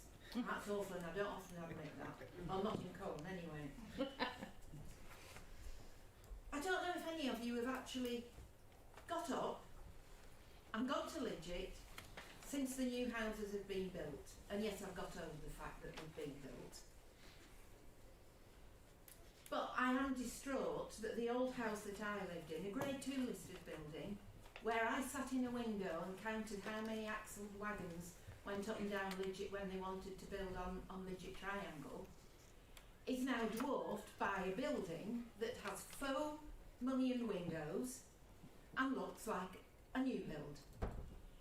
You walk up Lidgett, you go into Lidgett Triangle, and the houses are all overlooking the cottages. In fact, some of the cottages have lost their privacy. They've got... It's all right. They've got houses looking down into, because the cottages are lower, they're looking down and they're looking into the bedroom and bathroom windows. I don't think that's particularly good. Is this what we're to expect when you build on the rough, if you get your way?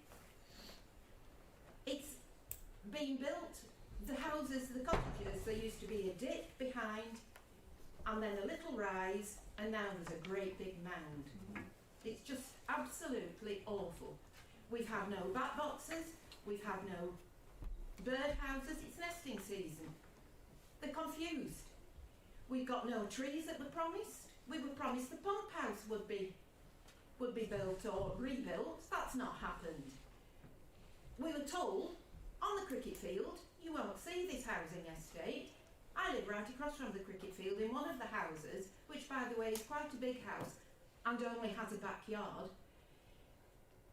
I can see them when I'm sat on my sofa in my sitting room. So how much planning does there go in when you're allowed to, oh yes, you can build on the rough, great. Is this what it's going to be like? I'm absolutely devastated at what you've done to my old house, devastated. And I really don't think I can say anymore. I'm absolutely heartbroken at the way they've been built. Thank you. I'll ask you to come in.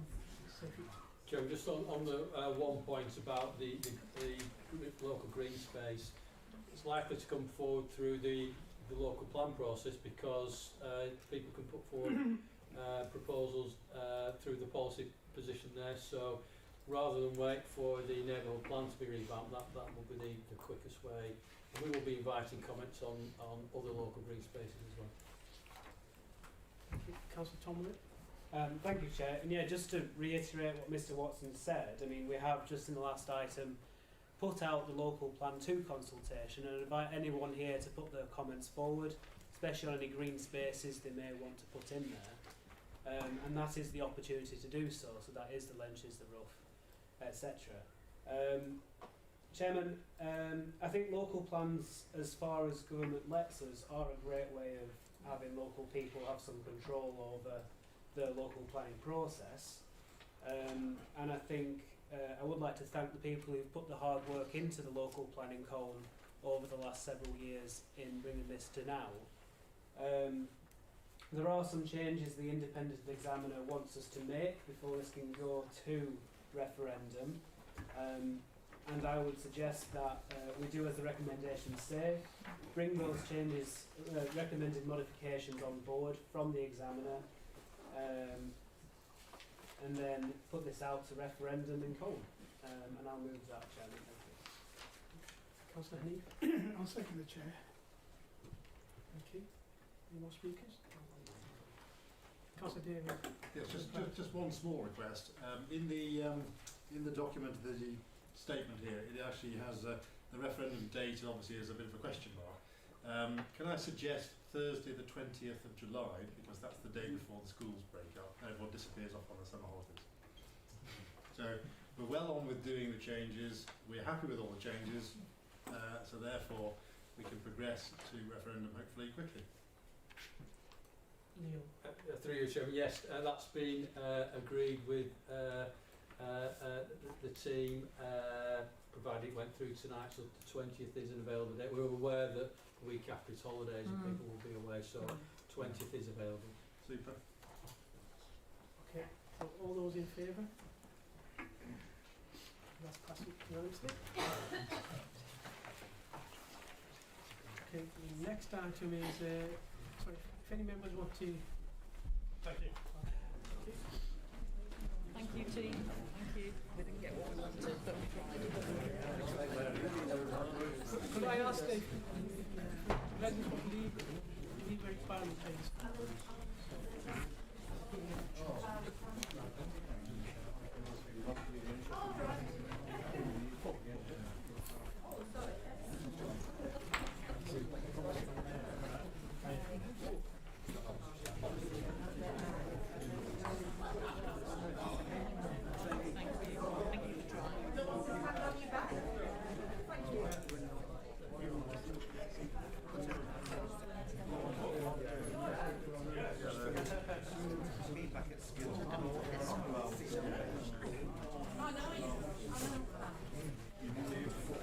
She did indeed.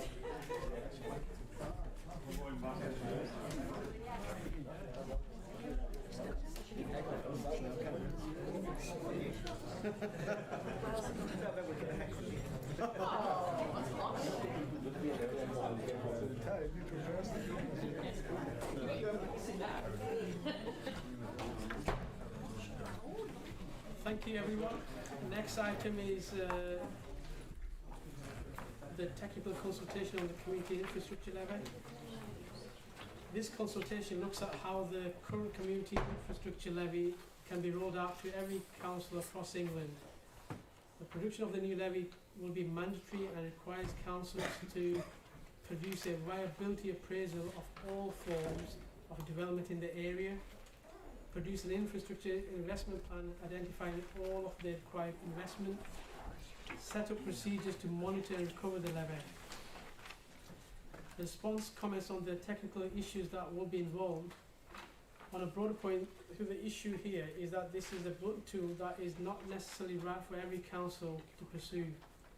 A one-size-fits-all approach in areas where development viability is known to be low is not the right way to plan for investment. There is significant possibility that the cost of preparing and administrating the levy will outweigh any benefits that may arise. There is also the concern about this putting developers off bringing forward developments, particularly on more marginal brownfield sites. The response seeks to identify overall issues and comment on some of the technical matters, such as the type of development that will be funded on site and that's funded through the levy. So I'll open to members. Councillor Tom Witt. Thank you, Chair. I largely agree. I assume this is, this is your comments, isn't it? Yeah. I see the issue with, looking at these levies and the administrative burden it would place on the council to look at that. We don't have the expertise, we don't have the staff members. And I think therefore the comments Neil's laid out here are quite right and a good response. In the response to question 3, it's the only nitpick I have, and it's just a nitpick. It says in the last paragraph, clear things such as highway infrastructure, and then goes on to say, due to the ongoing revenue costs associated with the public purse financing it, for open space, needs a long-term revenue provision. Chairman, I think long-term revenue provision also applies to highway infrastructure. I'm sure the County Council could tell you that with its COSL budget. I just wonder if we could make any of these responses make clear that we could also provide in accessible transportation options with this levy, if we potentially have it, and not just aimed at highway provision. I know you talked about safer junctions. I think it should be stated clearly that sustainable transport provision should be laid out with it. Thank you. Other than that, yeah, move the recommendation. Thank you. Seconded? Thank you. Councillor? Thank you. When we look at the community infrastructure levy and how it provides for our communities, it's important to consider what that does for our communities, the value people feel from it. Now, take your point, Councillor Wick, about junctions and things like that. We usually ask, if I understand the process correctly, around Section 106 money and highways contributions through our planning system, and I think this goes beyond that. So it thinks about more nice things, more community asset type things, so maybe playgrounds or something like that, that kind of gives us a feeling of value from what I would consider development that encroaches on people's personal space or into their back gardens, if we want to put it in that way. Paragraph 5 in the report talks about creating that system, and it's up to this council to do that, to create a system that works for us and creates a levy system that works for us. That can be done entirely by the council or by external agencies, if I understand that paragraph correctly. So it doesn't create a massive burden on this council, but it obviously would have some sort of administrative effect.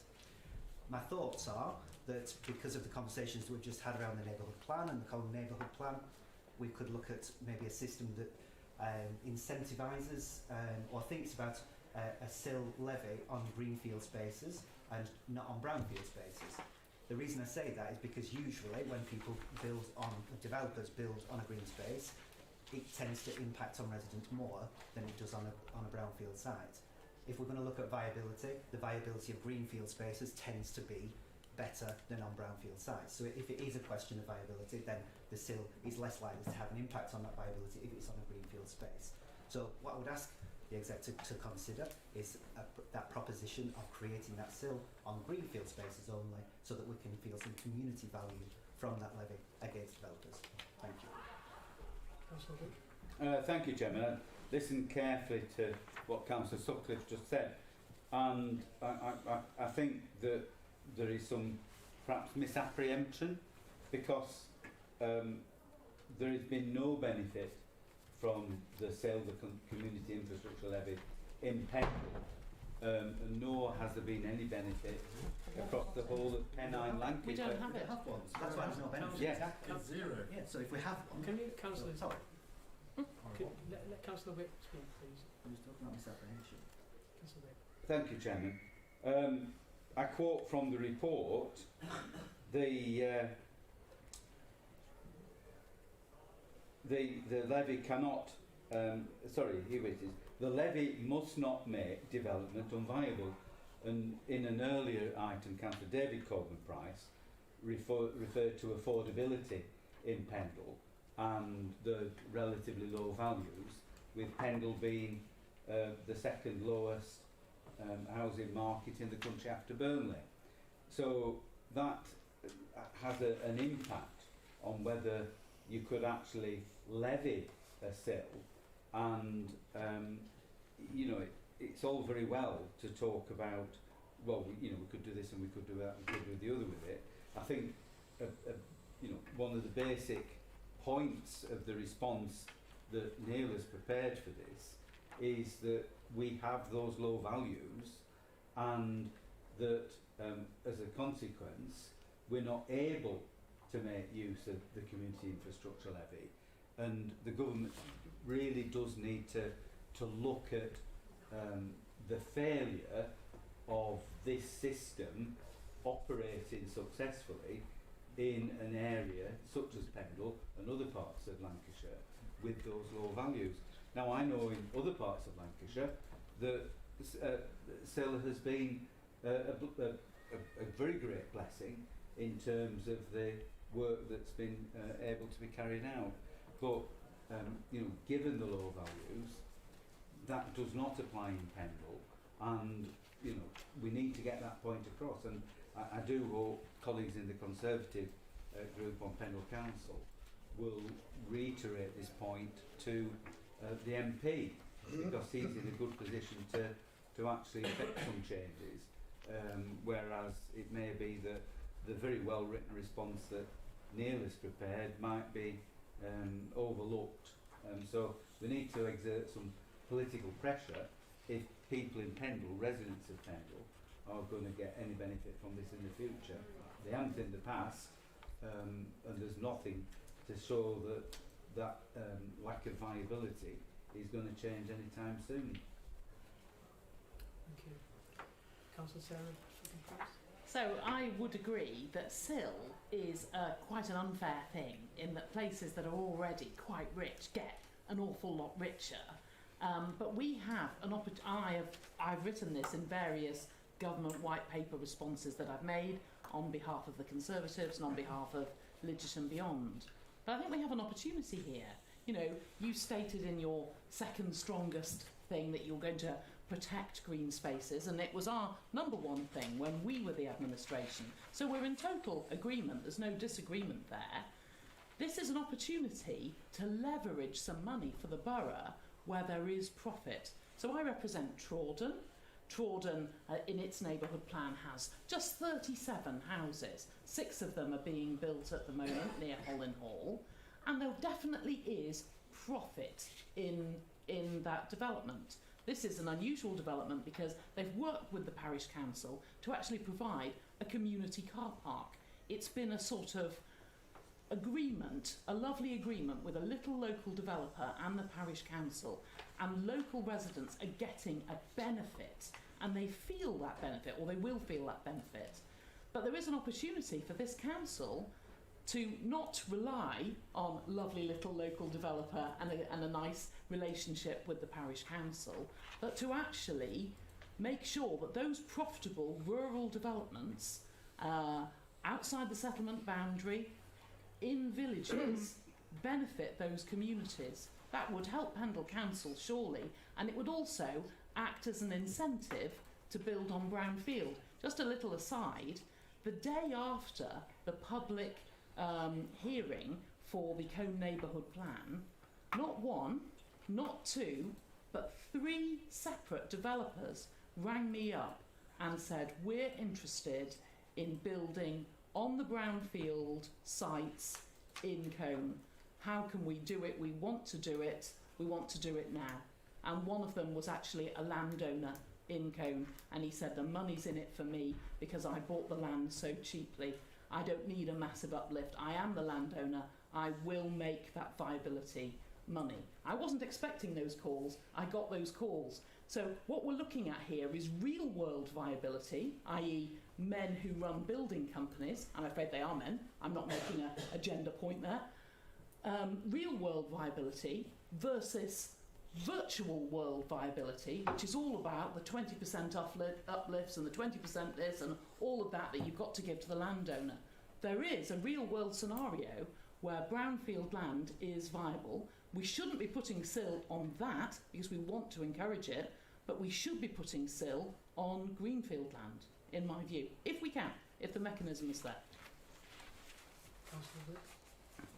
Thank you, Chair. Just to briefly surmise some of the points Neil makes in his comments, he agrees with you, Councillor Colin-Price, that this would be good and it should only apply to the ones that are viable.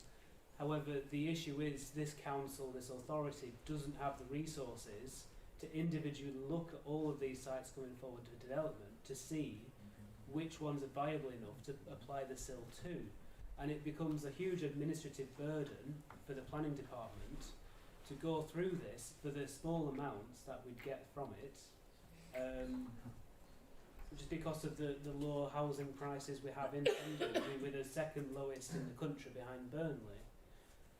So although yes, it'd be great to have some of this levy coming in, we do have to look at the practicalities of running such a scheme here, which there isn't that problem in councils down south, where you've got your greater housing prices which allow this to happen. You've got more overhead, and so Neil Watson's responses, which I've moved we agree to, set out the practicalities of running such a thing. It's not against it, absolutely not against it, and we're not agreeing to have it or not, is the problem. We're just responding to the consultation by the National Planning Office, who are making decisions on how to apply this to us, and that's all this response is it viable for us? Here are the issues with us administering it. And, you know, yes, it's a good thing, but please be cautious and don't apply it unilaterally to us where it might not be appropriate or, you know, viable. So I'd move to the vote to the chair, vote there, Chair. Cheers. I've just got two final speakers. Councillor Armory? Yeah, just a couple of points in terms of, I think there's got to be a balance between the viability of a potential scheme and having the community infrastructure levy, whether that would deter development in Pendle. On the other hand, you've got the potential benefits as well, and I think there's got to be a fine balance between, like I said, the viability and the potential benefits that it could bring to the residents of Pendle. And in terms of the amount of money that potentially could come to the benefit of our residents, I know Councillor Tom Wick mentioned about small amounts. I don't know if it's been looked at in terms of potentially what would have been in terms of the financial benefits. Have we looked at, or do we know what sort of money potentially that could have come in for the benefit of residents? I don't know if that's been done. And yes, administratively, it could be a difficult challenge to administrate, but I think we shouldn't be ruling out at this stage. I think, yes, it is consultation, and that's what we're doing at this moment, and just responding to it, but I don't think we should rule out anything at this stage. Thank you. Thank you. Sarah? I think if we feel that we want to encourage building on brownfield, and SIL could help as part of that mechanism, and I think that you do feel that, then we should put that in our response to this consultation. We should put that actually the punitiveness of the community infrastructure levy, and therefore the benefits to the residents, should only happen where it's greenfield building. Thank you. Do you have a seconder? No, she can't. Can't move it, can she? No, I didn't move I'm it. still here to Right. All those in favour? Unanimous? Okay, the next item is corn levelling up fund projects. The purpose of the report is to secure executive approval and the delegation of authority to progress to the next stage of corn levelling up fund programme capital projects. Also, you've got the recommendations, and then the key issues within the report provides an overview of progress on levelling up activities in Colne. The report highlights that project budgets are very tight for the heritage quarter projects, including the Little Theatre and the Hippodrome schemes. In order to recover VAT and maximise funding for these, the project is proposed that the Pendle Council acts as accountable body for these schemes. The municipal theatre is council owned, so there is no issue with VAT recovery. In terms of the market hall, members in relation to the report are asked to note progress on the scheme, the project budget and the timeline, and to approve the scheme in advance of submission of a planning application, which is anticipated to be submitted in late May or early June. I have 4 speakers on this. We've got Damien Hunt, John Barker, Anissa McGladry, and Jane Turner. So I've got Damien Hunt.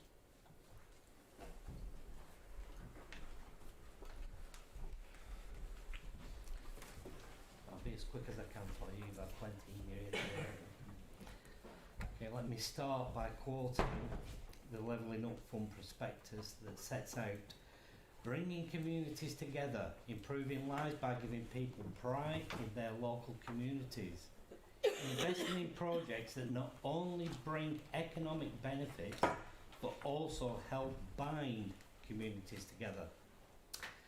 I've got to ask you, do the current plans for developing Corntown Market achieve this, or is it just an opportunity to make short-term money for the council by closing the market down for almost 2 years to be able to develop the flats for resale at the expense of not just businesses but also ripping out the heart of the community?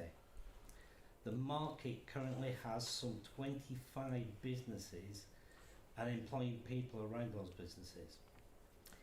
It has the only delicatessen in Corn. It has the only fresh vegetable shop in Corn. It has the only record shop in Corn, the only clothes alteration shop in Corn, the only second-hand bookshop in Corn, the only reusable tool shop in Corn.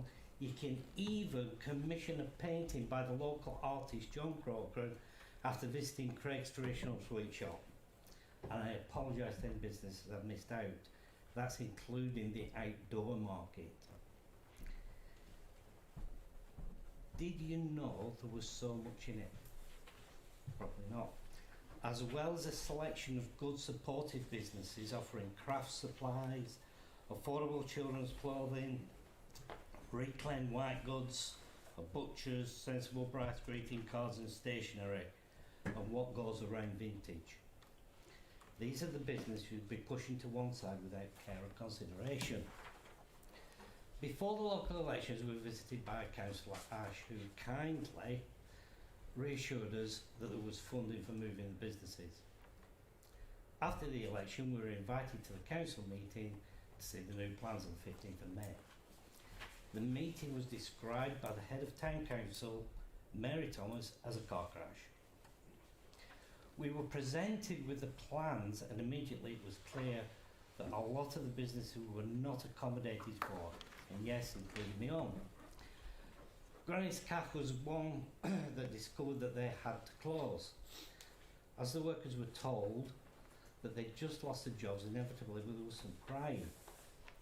Unbelievably, they were told to be quiet or they were asked to leave. This was how we were treated for the rest of the night. Many questions were asked, and none seemingly were able to be answered, apart from how nice the building would look. How will the businesses be moved? What storage accommodation will there be? What size will the stalls be? What will we eventually be located back into the market, and were there any disability facilities to be there? Food businesses like the delicatessens and the butchers are expected to pay out thousands in new equipment to move out, and then thousands to move back in again.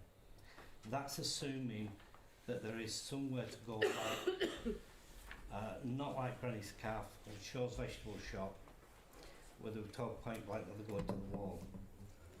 25 businesses and jobs lost and a community gone. Then the chair kept saying, well, when you all move back in, without any understanding really that when you close a business, it's gone, it disappears, after 2 years it just doesn't come back. Oh yes, don't be misled by the false hope of being rehoused in Poundland. That was a small fraction of the space compared to the market. You would seriously need a golden ticket, to be honest. Right, I'll be as quick as I can. You'd need a golden ticket really to get in there. Now, do you remember me quoting from the Levelling Up Fund, Help Bind Communities Together? Well, let me tell you what's included in our communities. And I'll talk about my own cafe for a moment. Before dinner, that's lunch to anybody south of Crewe. We have a selection of people with learning needs, physical disabilities, dementia, elderly people and lonely people. We even have a dementia-friendly menu. Once or twice a week, the cafe is absolutely full of everyone just taking a £1 cup of tea, all having a conversation, putting the world to rights, and walking out with a smile on the face, laughing, joking, and yes, they're happy. Okay. Please take the time and trouble to come into the market, all of you, and have a look at us perhaps this weekend and come and say hello and be part of the community that we have within the market, and answer the question for yourself. Are you really investing in projects that not only bring economic benefits but also help bind communities together? Or are we just making a quick buck at the expense of people? Thank you. Thank you. Okay, John Barker. No. Anissa Calgary. Good evening all, thank you so much for giving me the opportunity to speak. So I am the manager of the Business Improvement District in Colne, and I just wanted to say that we've waited for quite some time now for something to actually happen at the market redevelopment site, and I think it's time to see it come to life. Colne is a market town and it has been since 1120, and we need it to stay a market town. If we don't do something about it now, I do worry about the fate of its future.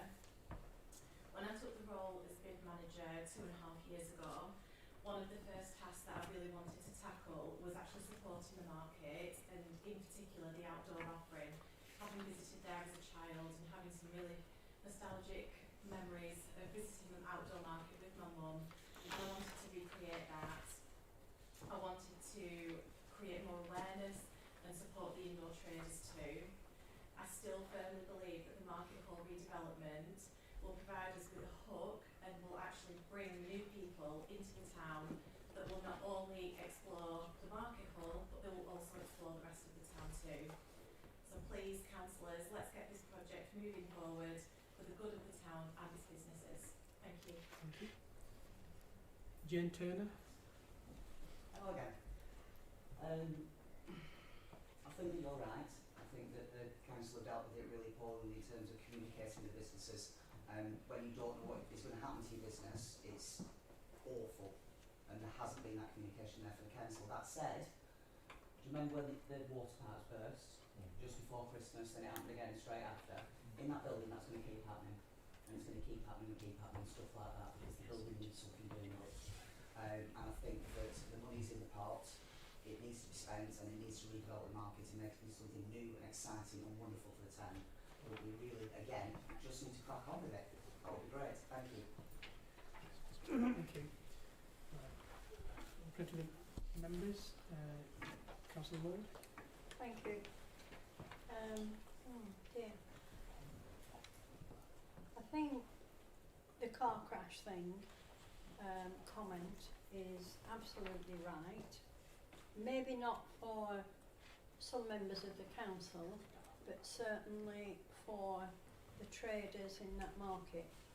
I don't think that people are really against improvement. I'm sure that they will. It's not about that at the moment. It's about the way that it's all been gone about, the change here, change there. Now we're on the last suggestion that they all move into Poundland, which is about to become vacant in the town centre.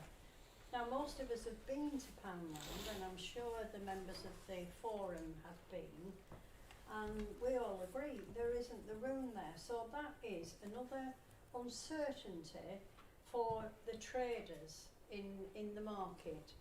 And every time, to me anyway, every time, and to them, and every time they've been told something, it's just not going to happen. And we all want something better, of course we do. We don't want a massive change, but we all want something better. But it is about the way that things have gone. And you know, when they were first told that things would be happening, our market manager in the last 2 or 3 years had built that market up from being 45% occupancy to where it got to 1 unit left to rent. After all this, half of them left. Some just gave up, some moved somewhere else. So we're slowly building up again, the occupancy, but it was devastating, absolutely devastating. And the chap that Damien mentioned in the Granny's Cafe upstairs, he didn't know till last week or the week before, whenever the meeting was, that he was going to lose his business, in effect, close down. You know, and what are these people to do? The first suggestion, and this is where everybody went very unhappy, was that they were going to be moved, great idea, they were going to be moved onto the car park across the road in metal containers. You know, and none of them wanted that. We had a jeweller's. He said, I can't be in a car park unsecure. There's no water, no gas, no electricity apart from that. So he moved out. Luckily, he got a place in the arcade. But he didn't want to move out, but he had to. So he went, then others went, and like I say, some retired. Damien, again, you know, it is a great hub for people to go and have I go myself because nobody else talks to me. I just go up there and have a nice chat with everybody, and they talk to me, and you know, so that's but yeah, it's so sad to see them so unhappy when they're coming into work in the morning, you know, and it's their livelihood. You know, I was talking to the chap at the veg shop yesterday, and he said it in public, you know, I've got 2 children, and a mortgage, and, you know, my family, and what am I going to do? Because there's nowhere for him to go. He hasn't been allocated, nobody said to him, oh, we've got a space for you. That veg shop has been there as long as I can remember, in 50 years of being in Colne, not the same owner, but the veg shop, and it was our only veg shop. So you can understand why people are so upset, heartbroken, some of them, absolutely heartbroken, you know, so, yeah. Councillor David. Thank you, Chairman. There's no doubt that this has been badly bungled, and I'm speaking about the market hall. Everything's been kept under wraps.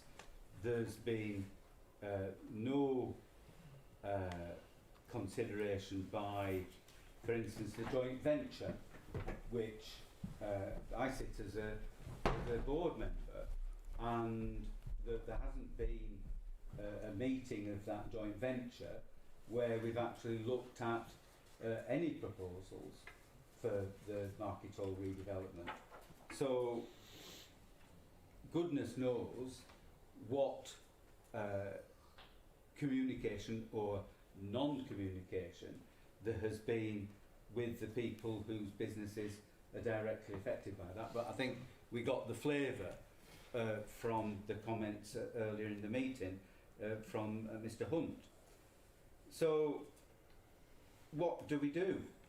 I think that we need to look at this in the light of day instead of considering it under a shroud of secrecy, which is what we've had so far. And I've got a proposal that I'll put in a minute about that. But Jane Turner said that the council has dealt with this rather poorly. Well, I have to say, I think rather poorly is the understatement of the evening. It's a disaster, and it's a disaster for the businesses, and it's a disaster for the centre of Colne. Now, going back 2 or 3 years, when I was last deputy leader, we had discussions with the then chief executive about redevelopment in the centre of Colne, and that was on the basis of doing something on the bus station site, and I think there was quite a lot of interest in creating a new space for the market operation with residential, and that would have then allowed the traders to continue trading in the existing market hall and then move over into a new space without having the businesses interrupted or thrown to the four corners of Colne. And to my mind, that would be a far better solution than not having the market hall for 2 years, seeing businesses close, seeing businesses disperse, so that you haven't actually got the centre of gravity that's required with such an operation. And you know, it's a disaster the way that this has been handled by the previous administration. What I want to move, Chairman, is that we agree to recommendations 1 to 4. So that's in to do with the LUF funded Little Theatre and Hippodrome schemes, and we become the accountable body. Delegating authority to appoint suitable project management. Delegating authority in terms of the preferred contractors, and to note that works at the community are started under the management of Liberator. However, Mr. Chairman, I am not moving recommendations 5, 6, 7, 8 and 9, and in their place I would move that the executive establish a working group to urgently consider the Colne Market Hall project, comprising 2 members of the executive, 2 members of Colne Town Council, 2 members of Colne and District Committee, together with 2 representatives of the market traders, and to report back to this executive at its next meeting. So in other words, we get a new group trying to get a grip on this. We include the market traders in those considerations. We include Colne Town Council, who've been kept out for all these years, and we come back to the next meeting. I don't know, Mr. Chairman, because I've not seen all the detail of this, but I don't know whether it's feasible for us to rescue this project at this point.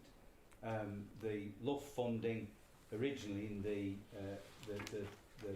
bid of the approval was to be expended by March 2024. So how on earth, you know, we can go back to square one, I'm not sure. We may be stuck if we're going to do this with the timetable that's been set out, but I think we need to make a last gasp bid to head off disaster for all those businesses in the market hall, and a disaster for Colne itself. The other thing that I wanted to raise, Mr. Chairman, was that Peter Bertisel Trust have shown a keen interest in participating in this project. I think they've got many hundreds of thousands of pounds that they can put into the scheme, and up to press they've been told, no, we're just going to sell these apartments off. You know, we're not interested in working within Peter Bertisel Trust, despite the fact that just over the road in the old health centre, the upper floors are thriving under the stewardship and custodianship of the Peter Bertisel Trust. So they've got a track record of this sort of project. They've got hard cash that they can put down, and so far they have been fobbed off by the previous administration. I don't think that's good enough. I think we need to get that urgent look. We need to see whether Peter Bertisel Trust and the LUF funding can come up with a proposal that doesn't destroy the businesses and hopefully helps to revitalise and regenerate Colne Town Centre in the way that we would all like it to do. I think the trade have been treated shamefully, and it's time that that stopped, and we should involve them and as other people have said, get forward and use the words Anissa said, get this project moving forward. Yes, we need to crack on with it, yes, but we need to crack on with the right thing, and we need to make sure that it is going forward and not going backwards. So I so move. Thank you, Councillor Wick. Do you have a second? I'll second that. Second that, thank you. Just before I bring the other councillors in, can I just ask the Director of Police to come in? Thanks, Chair. Just a couple of brief comments from my side, if that's okay for committee. I think the first point to make is that I and colleagues attended the 2 public consultation events a couple of weeks ago, and it was very, very clear that there were very strong feelings, very passionate feelings, also very genuine concerns and issues. We heard those very, very loud and clear as officers, and I think everybody in the 2 rooms for those 2 events heard those concerns loud and clear. I take the point around communications, and that point was made to us very, very clearly at those 2 events, that communications could have been better and must be better going forward. One of the points that was made in those events is that we have a new officer team and we have a new delivery and development team working on the project, and so communications are going to be really at the heart of our approach going forward. We need to ensure we bring the traders and the tenants with us, and that's what we're incredibly keen to do. We are at the start of the process, and it won't be an easy process, but I think it's a very exciting process. What this is about long-term sustainability and long-term prosperity for Colne as a town, but also for businesses within the market. I think a comment's been made, Chair, that the market building is of an age. It needs improvement, it needs investment if it's going to actually survive for the long term. And this is about an investment in the businesses of Cone and the investment in the market hall facility for the next 10, 20, 30, 40, 50 years. This is a long-term investment about sustainability. In terms of the levelling up budget, just to confirm for colleagues in the room, money needs to be spent by March 2025. So that's the timeline that we're working to. So there is a very, very challenging timeline and development process that we have to work to and we have to adhere to. Final comment I've made, Chair, is that with regard to housing tenure, I appreciate there are different views on that, and one of the recommendations within the report, recommendation 7, is that further work is undertaken on housing tenure, and the report is brought back to this committee in due course on that. So we understand there are concerns, we understand difference of opinion, and we need to do a further piece of more detailed work to actually get to the bottom and come to the recommendation on housing tenure. But just to finish off, Chair, what I would say is I believe this is a really important and exciting project for Cone, for long-term sustainability of business and the town in general. I think there are things we can do better. We've taken on board those messages. We want to work in partnership with the businesses to make sure that they are sustainable and thrive and prosper in the years ahead. Thank you, Chair. Thank you. Thank you for that detailed information. Next speaker is Councillor Sutcliffe. Thank you, Chairman. I apologise if I bounce around a little bit in terms of this conversation or this thought bubble, because this has been a part of my life for now 2 years, and it's been a part of the life of the traders that are in the market for the last 2 years, as well as the bid and other members of the community. It's something that we've all wanted, because it's an exciting opportunity to receive a grant funding from the government for such a prestigious project that we know will add value to our town. At the start of the project, we had a particular set of officers alongside us, and we started off with a dream of what we wanted to create. Now that dream was only ever a sketch, an architect's idea. It was what we would have done if money was no option in some ways, but in the remit and scope of the funding that we were offered from the government. And that's where we sort of took the original idea. We were faced with challenges with the officers because we lost Julie Whittaker, firstly to illness, so she wasn't involved with us, so things were slow progress, and that hindered some of the conversation, some of the ability to do anything, and eventually she left, and we were faced again with a gap in staffing, a little bit like Neil's planning team. We tried our best to keep moving. We tried to have regular market forum meetings, and again that's been challenging because the one that we had in November, I promised that at the earliest opportunity, as soon as the latest set of plans, which would have been the most realistic, costed, suitable set of plans were available, then we would have host a new common market forum meeting. That happened to be right slap bang at the beginning of Purdah, and I was told by the legal teams here we couldn't host that meeting, and that frustrated me so much because I knew, because I'm based in Cone Town Centre with my own business, I see the traders on a regular basis. I go and buy my lunch from Damien and we have a little chat, and Damien's a relatively new trader, and so he was well aware of the developments happening from the start. Now admittedly communication has been poor through the process, no problem with saying that, and that's because of various different issues that I've said. Now the scope of the project has been hindered not just by staffing but also by financial constraints and materials rising, about the different shape of the developments, because we've gone through consultation through the market forum. That's the body to liaise with the traders, and all those conversations and comments were taken on board and fed back to the developer and to the architects to change that building and that project as they see fit. We can't answer I can't answer all of the questions that come before me as I chair that meeting, because I'm not a legal expert, I'm not a developer, I'm not a stupid man either, so I can answer some of the more basic questions, and I've always tried my best to do that until liaise with people, because I'm a people person. And I find it very disappointing to hear from comments from the chair of the town council that has attended at least half of the market forum meetings to describe it as a car crash. I think that's really disappointing. Can you It's- speak this way, Councillors. please? No, I think it's a disappointment to make comments like that. It's difficult to chair a meeting like that. People are sometimes resistant to change. I completely understand that. Now, right from the start of the project, we said as a forum, we said with officers and with officers' approval, that there would always be temporary accommodation offered.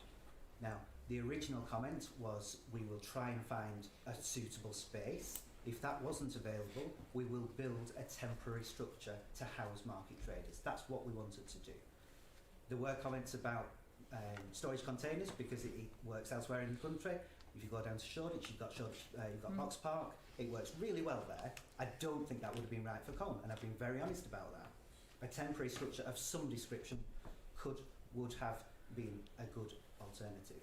Obviously, Poundland then became available. It's a 4,000 square foot space. It's not the biggest in town, but it's probably the biggest in town that is available. Now, we also know through private conversations that not all market traders want a new space. Not all market traders want to move to a temporary space. Some want to relocate elsewhere. Some want to close their businesses. And that's their prerogative. That's up to them. And we've had those conversations with individual traders. Anybody that wants a temporary space has been offered that. That was offered at the forum meeting.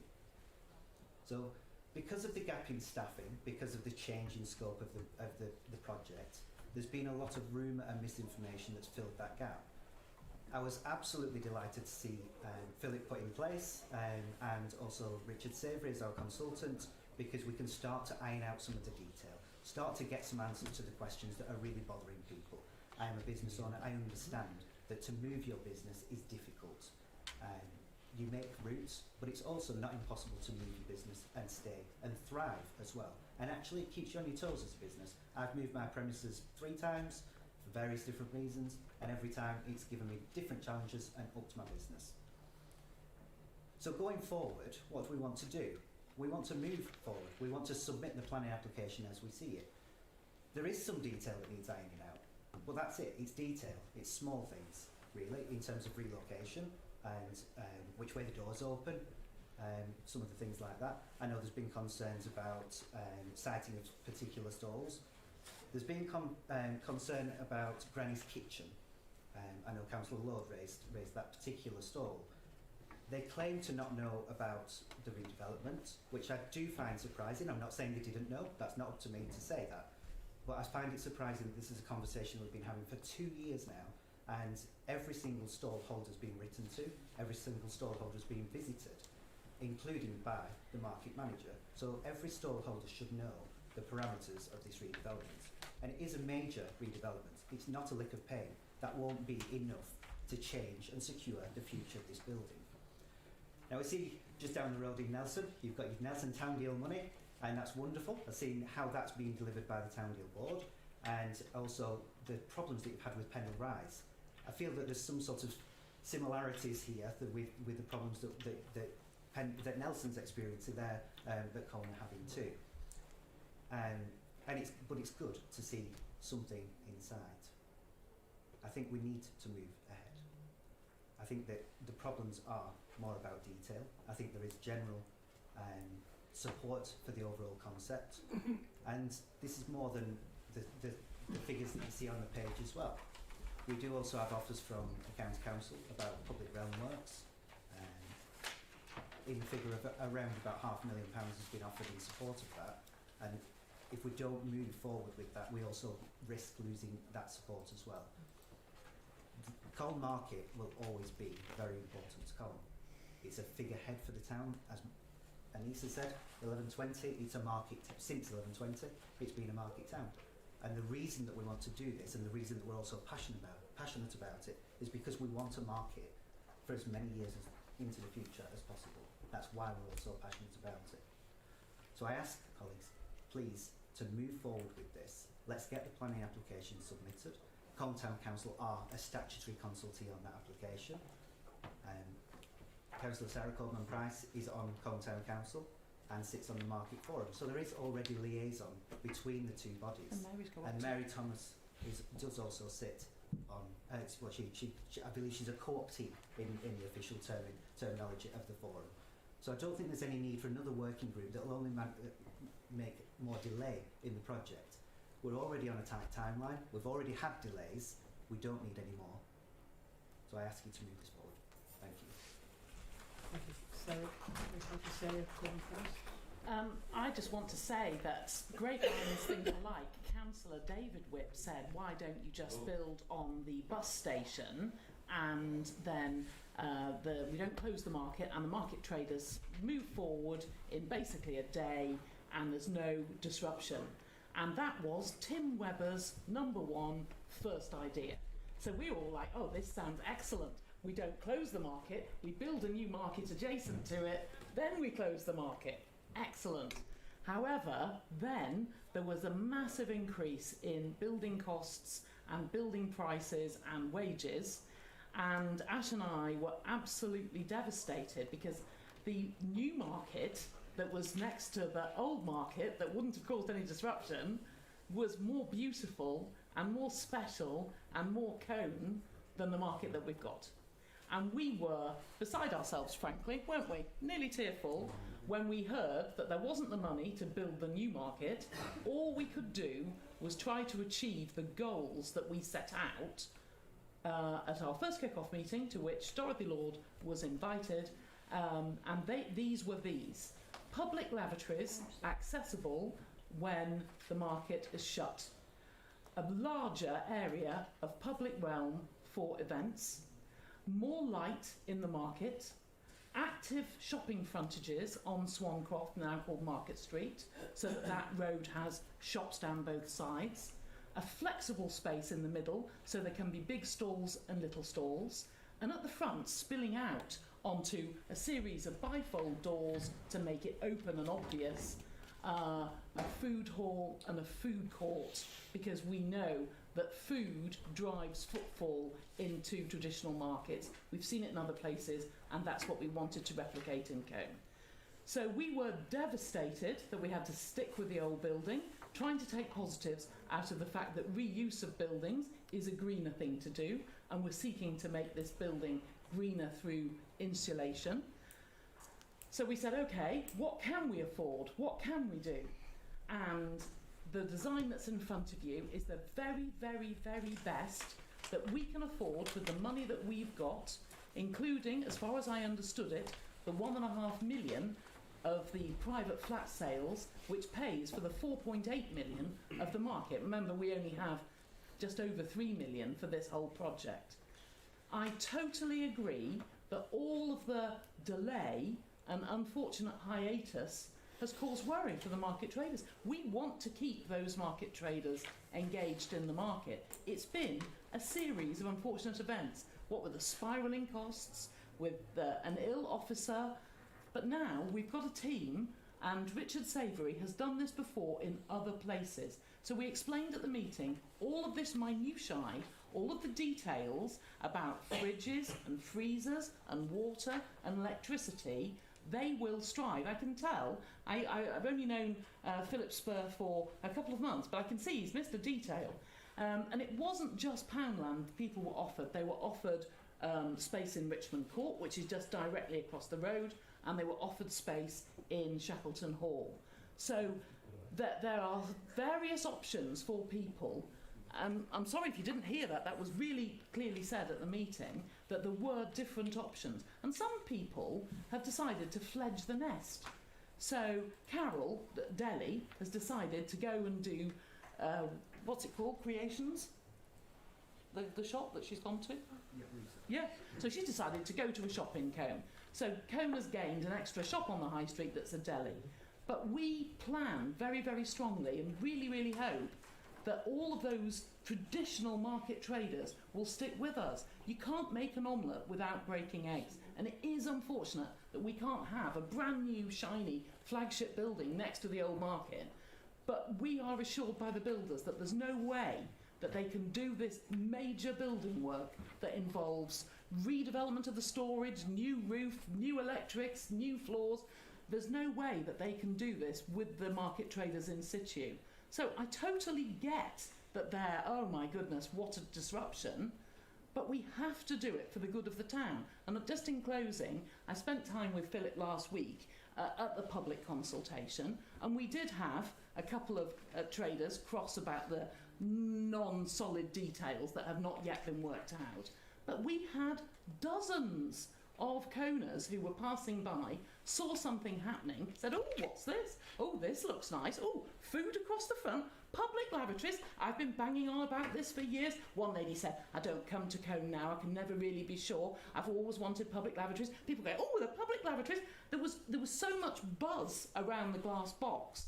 Philip and I were desperately moving from conversation to conversation. The positivity from Coners, this is a facility for the whole of Cone. It's for the traders. They're a big part of it, but it's for the whole of Cone.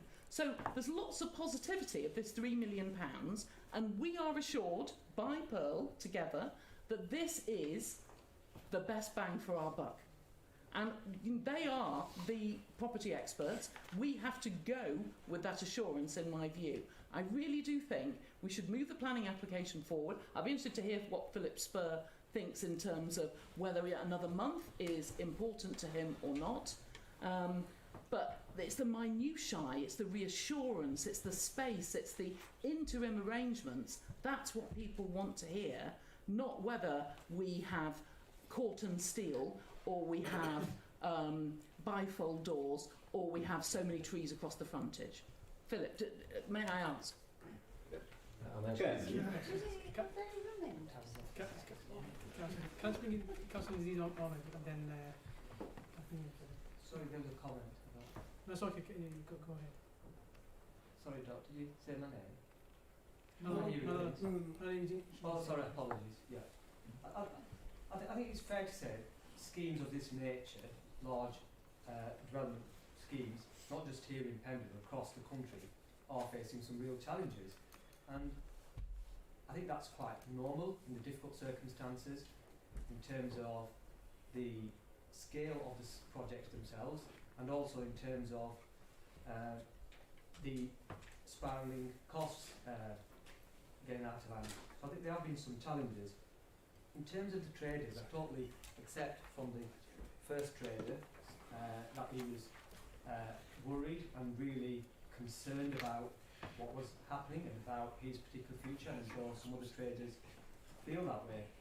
The uncertainty that this scheme will no doubt create for some people, and the inconvenience again has been mentioned. However, I don't think them sort of issues are issues which can't be resolved. We've had schemes in Pendle previously where businesses have had to be relocated. I'm sure our officers will work with the traders to make sure the traders, if they want to relocate, can relocate, and if they want to go back in the market, they can do in the future. And I don't think that's reason enough to make or delay this scheme from progressing. And I think it's been really disappointing, some of the comments which have been made by members. This is a really exciting scheme for Colne and for Pendle, and I think we should be really bigging up and championing it, not talking negative in terms of some of the comments which have been made about, for example, this is a disaster for the traders and a disaster for the centre of Colne. I totally disagree. This is not a disaster. This is a really exciting opportunity for the traders in Colne, for the long-term viability and economy of Colne and Pendle, and it will actually, I think, have a beneficial effect in terms of making sure the long-term future of the Colne market is secured. However, the image that's been portrayed is that this is going to have the opposite effect. Totally disagree. We've got a real fantastic opportunity. We've got some government funding here. We should be using it and using it wisely, as this scheme is, and moving forward without any further delay, bring some real long-term benefits, like I said, to the traders and to the residents of Colne. And in terms of the proposal, the recommendation, which items 1 and 4 have been moved, the other ones haven't, set up this group to discuss things which I genuinely feel there isn't a need to set up. like I said, the officers can work with the traders. I accept the communication may not have been best, and there's always room for improvement. Philip's mentioned lessons have been learned and will be learned, and that dialogue can start now with the traders and make sure the grievances that some of the traders have can be alleviated, and we can work with the traders and the businesses and the community and move forward in a sensible manner. And let's move forward in a positive way. This is a really exciting opportunity and we need to move forward. Councillor Tom Green. Thank you, Chair. The way that I believe a place is built, an economic, productive, and vibrant place like Colne Town Centre, is a long series of very small and very large bets by people, stakeholders. Some of those stakeholders have been the stallholders at the Colne Market Hall. They've made a bet on their future, on the future of the families, to hold a small business there, both for themselves and for the community, to make Colne better. And this as well, this redevelopment, is a big bet. It's a big bet by us that what we will make is better than what we have now and will improve the outcome of Colne in the future. However, what it does is it pulls the rug out from underneath these stallholders that are there now. It pulls the rug out and makes it so that their bets are more likely to fail. It doesn't provide a foundation for them to make a prediction of what will happen in their future. A gap of 2 years while it's being built, okay, temporary accommodation, but that can make or break a business. We know that most small businesses fail. We're setting them up to do that if we're offering them poor temporary accommodation. And I think that what we want to put out to people in Pendle who want to make a bet on the future of the borough and the future of their families is that we won't pull the rug out from under them. I think we want to say, look, we will bring you with us in our bets to make a better place. And what's here tonight is not doing that. And that's what this working group's about. It's about bringing people with us. It's about making sensible bets that are hopefully better than what we've got here. I know there's not going to be a perfect solution. It's all about working together, trying to figure out what is best.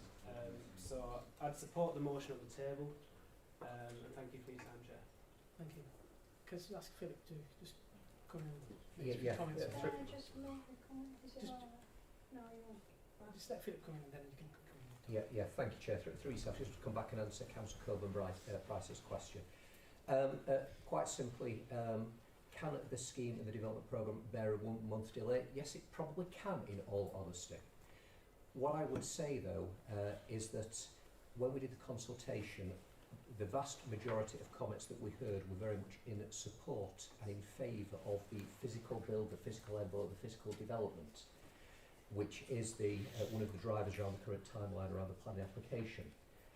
The real concerns we heard were about support for traders, about communication, about decant relocation and those kind of things. We heard those concerns loud and clear. We are taking those concerns on board and putting in place appropriate support. We will answer questions as soon as possible, and I appreciate we couldn't answer all the questions during the week. I appreciate that, but we answer those. I guess the question I would leave the executive with, and this is for you to consider, it's for me to pose the question, is most consultees were happy with the physical fabric. We know what the issues are around trader support. So I suppose the question is, what benefit or value do we get from that 1 month delay in the process? But that is a question to pose for the executive house. What I'll perhaps make that point. Councillor Rowe. Thank you. Just to make a point to Councillor Ahmed, in my comments I started off by saying that I think most of the traders welcome this, welcome an improvement in their market, but obviously it's gone downhill because of the way it's been handled.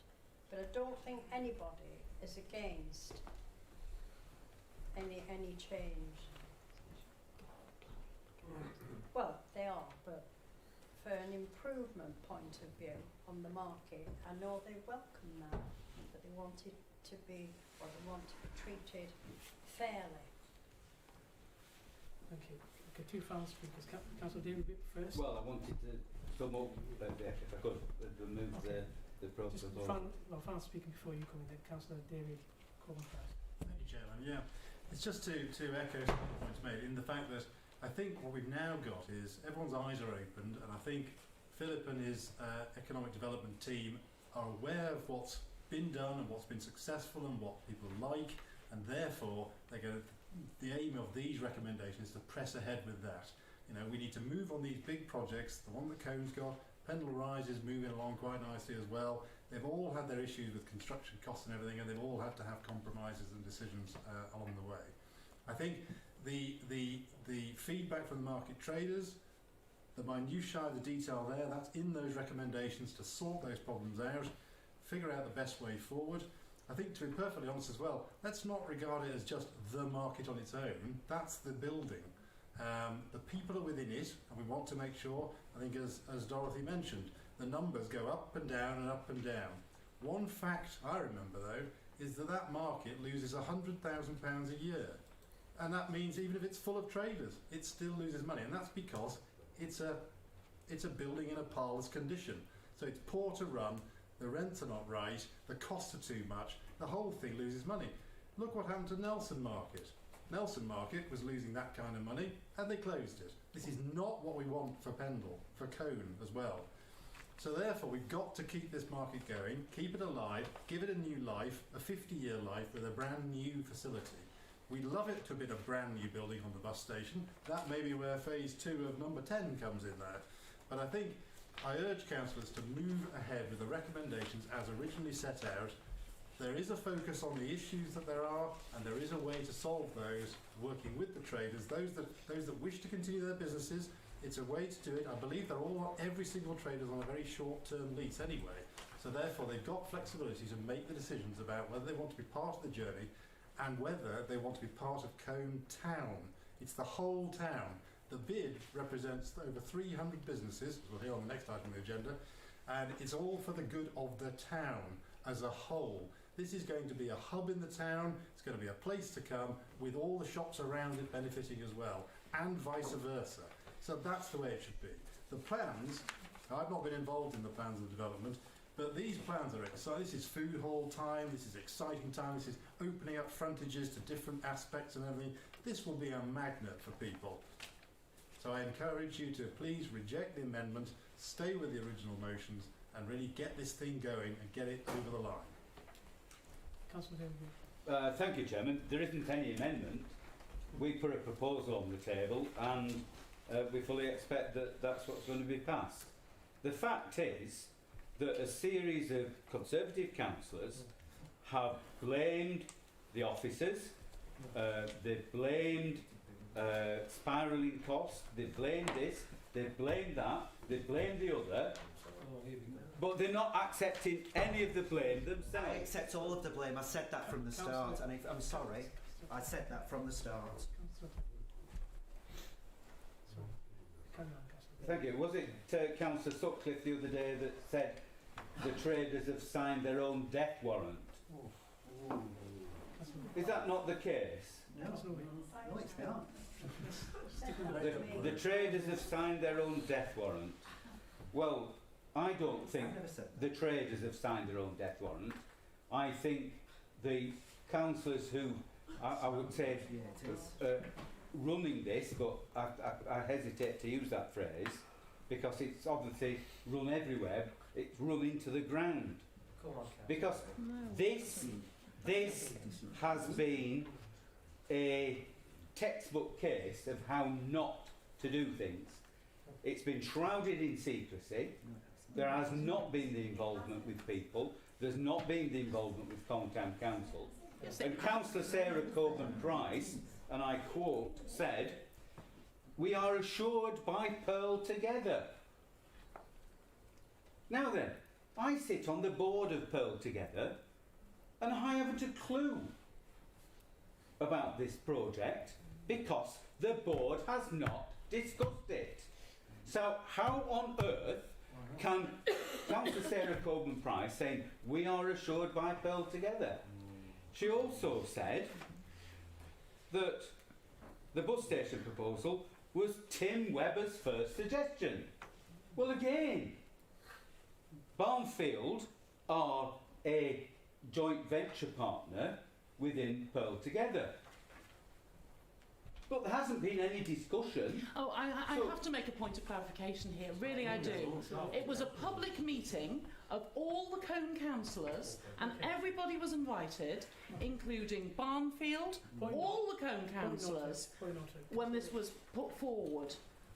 Really, there's been no secrecy whatsoever. I'm on Cone Town Council, and the council leader is co-opted onto it. Thank you. Mr. Chairman, so this meeting that's referred to, this is a Pendle Council meeting, and it's duly minuted. Yes.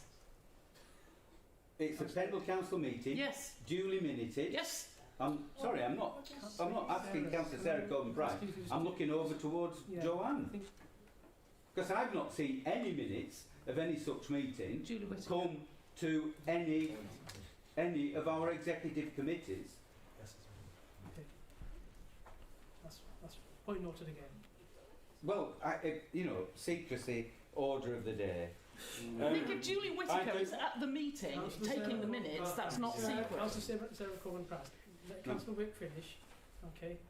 This is the final speaker. I'm going to move to the vote after this. Yes. All right. Can we make progress, Chair?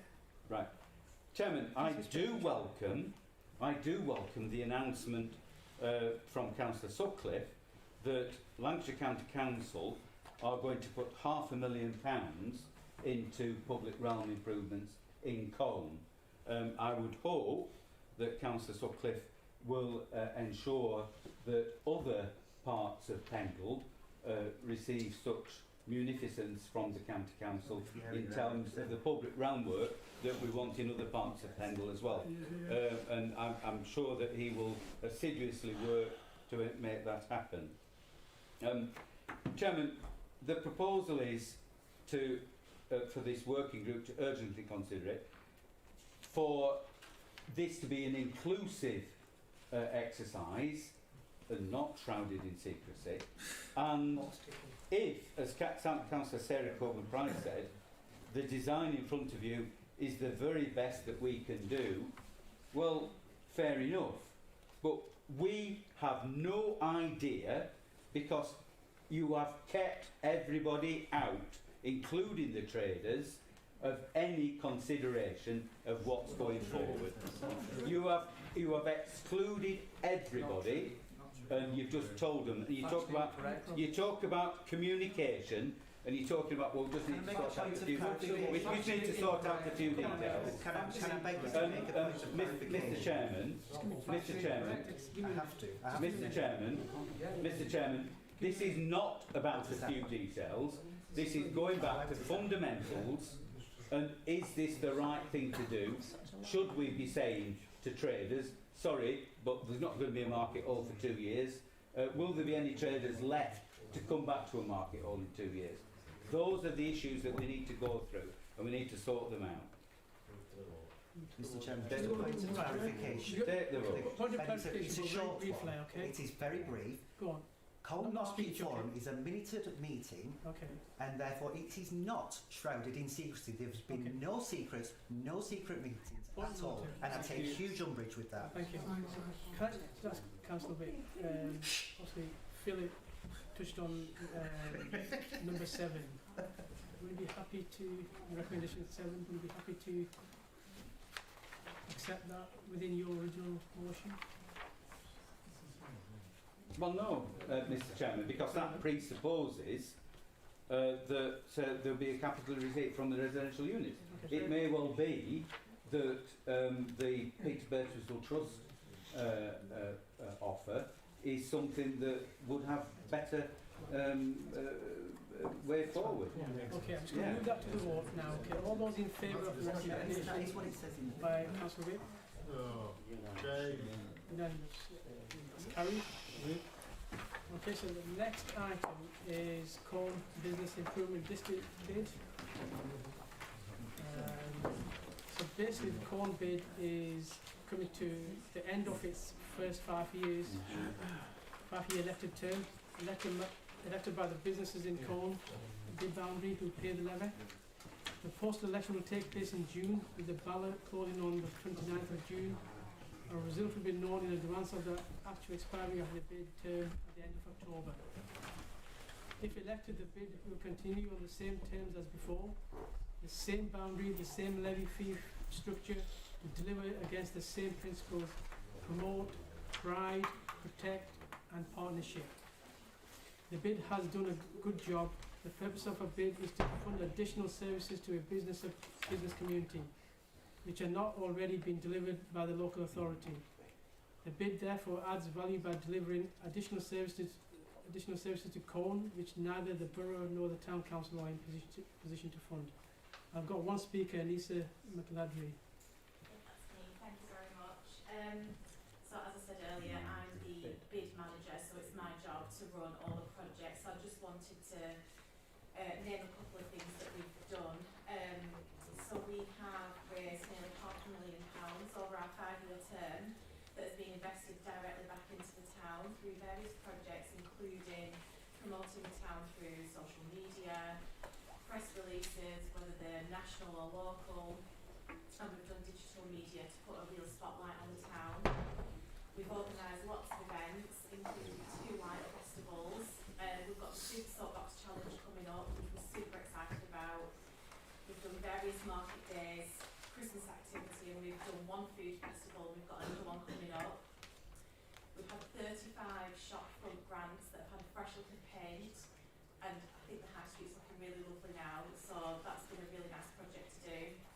We've created a conservation area guide for the businesses that are in the conservation area, collaborated with multiple organisations across the county to bring more exposure to the town, acted as a place management and town centre management service, and we've been working on a lot of safety and security projects through creating a business crime group tackling issues such as youth-related antisocial behaviour. We've also generated extra £50,000 for external funding to support the town, which we wouldn't have had without the bid, and it's good to hear that you're supporting our next 5-year term, so thank you very much.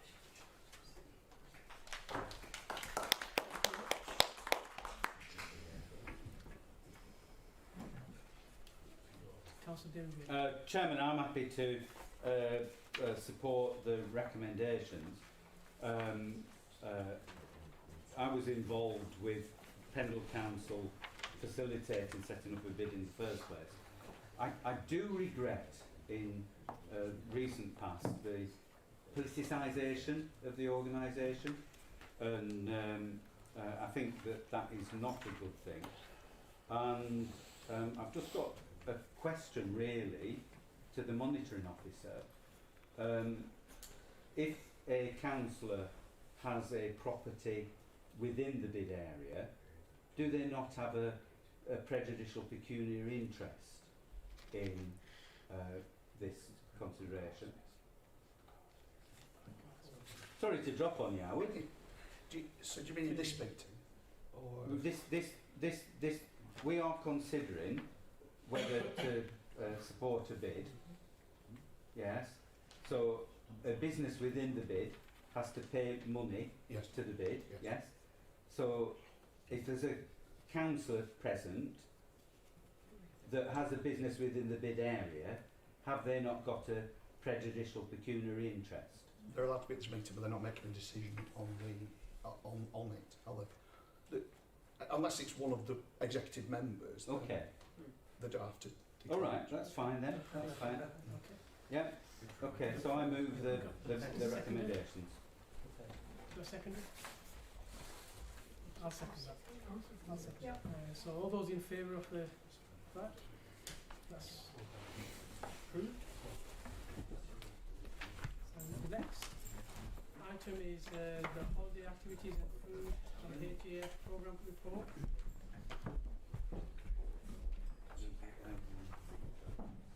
This report is to inform the executive of the 2022-2023 Pendle holiday activities and food programme and outlines plans for the next year. It seeks agreement to delegate authority to the Director of Resources in consultation with the Leader of the Council to undertake decision making for the next year Pendle holiday activities and food programme. In 2022-23, LCC awarded £376,000 to Pendle Council to roll out the holiday activities and the food HAF programme to provide healthy foods and enriching activities to disadvantaged children and young people throughout the main school holidays. The report sets out the spend. For 2023-24, Pendle has been allocated £405,000. The report asks for delegated approval for the Director of Resources to agree the programme for the new year, in line with the LCC guidelines and the previous year arrangements. I now move the report from as a leader. Councillor Richard. Chairman, I'm happy to second the. Happy to second your proposal. However, when it says in consultation with the council, leader and deputy leader of the council. That's it. All those in favour? Yeah. The next item is land at Ravenscroft Way, Barnoldswick. Again. Councillor Rick? Oh, Chairman, this plot of land has got a lot of baggage, and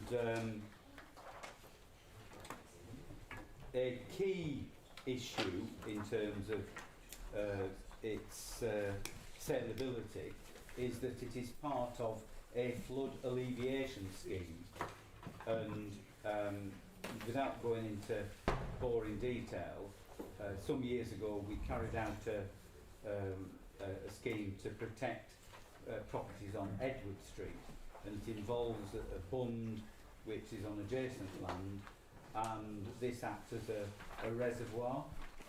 So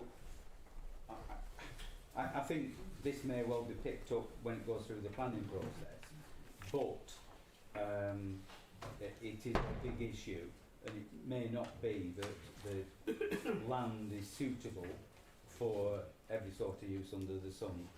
So I'm happy to propose the recommendation, but I do warn you that it may not get planning permission for whatever use we want to come forward with.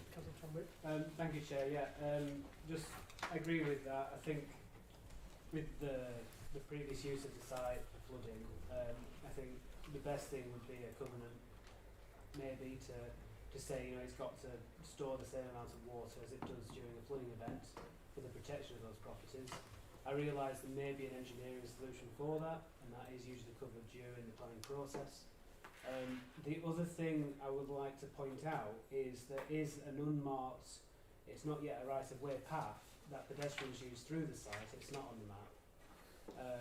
To go from Roundel Road to Ravenscroft Way, there's a lot of employment there, and a lot of people use that to get to work. I mean, I would like to see, if it is sold, that use is retained as a public access through onto the industrial estates from the properties there. I'm happy to accept that. Okay, yeah.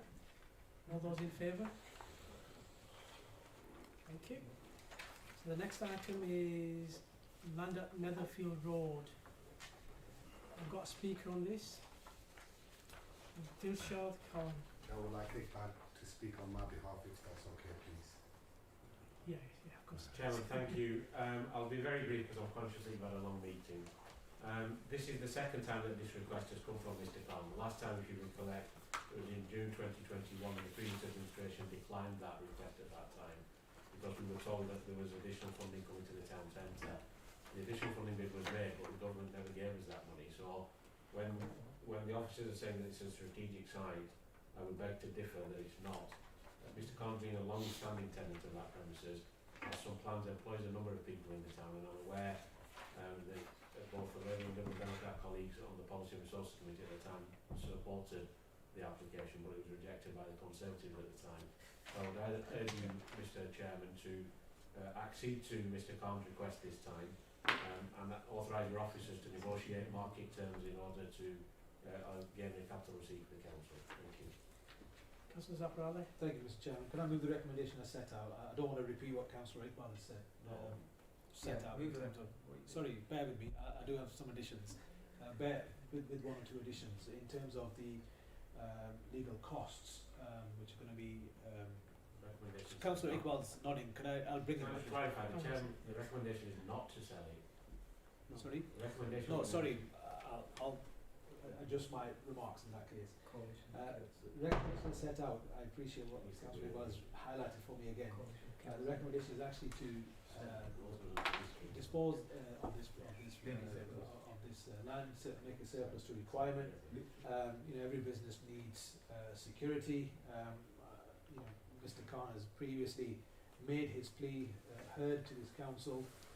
Obviously, it fell on deaf ears at that time.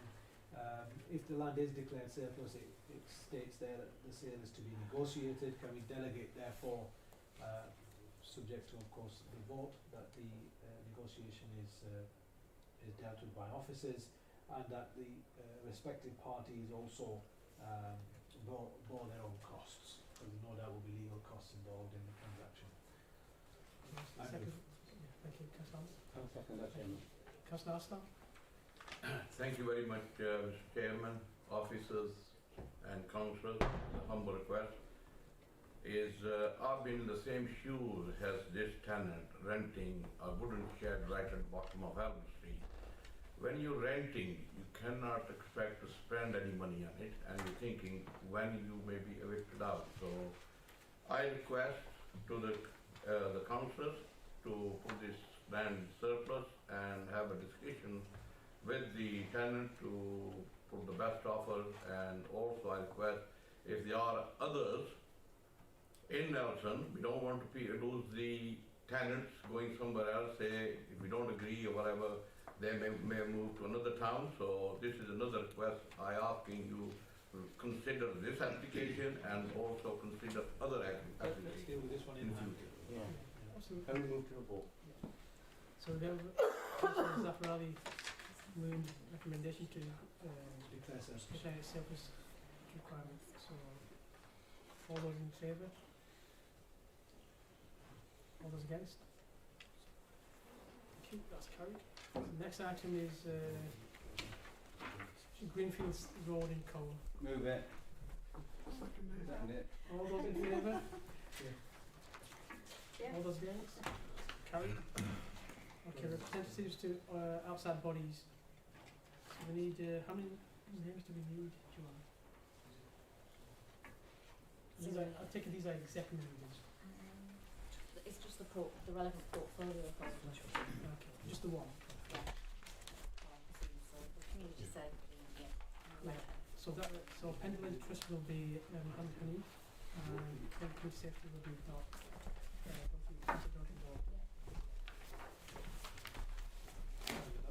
The Pendle Trust was not on the full council agenda. It's because it's on this one, it's an exec function. Or not. Howard. Historically, previously we've had a separate membership that Can be, can be either.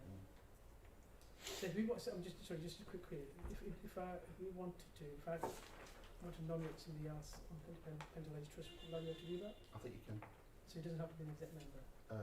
No, I don't think it does, but I think the advice is that you would do. That's fair enough. Councillor Chairman, I'm a bit bemused by this because we've had all party representation on these bodies, and I don't see why we're moving away from that. That's what we are doing. We've got one each previously on from. Well, Oh, we do have one each. well, no, that's not what we're being told. Oh, I'm on it, so Through you, Chair, just to clarify, what we were trying to do was really tidy up the functions that are decisions for full council and those that are decisions for the exec. And officers and Howard, we discussed this and felt that this was one that was a decision for exec, because it's you as exec who'll hold that arrangement to account and monitor performance on it.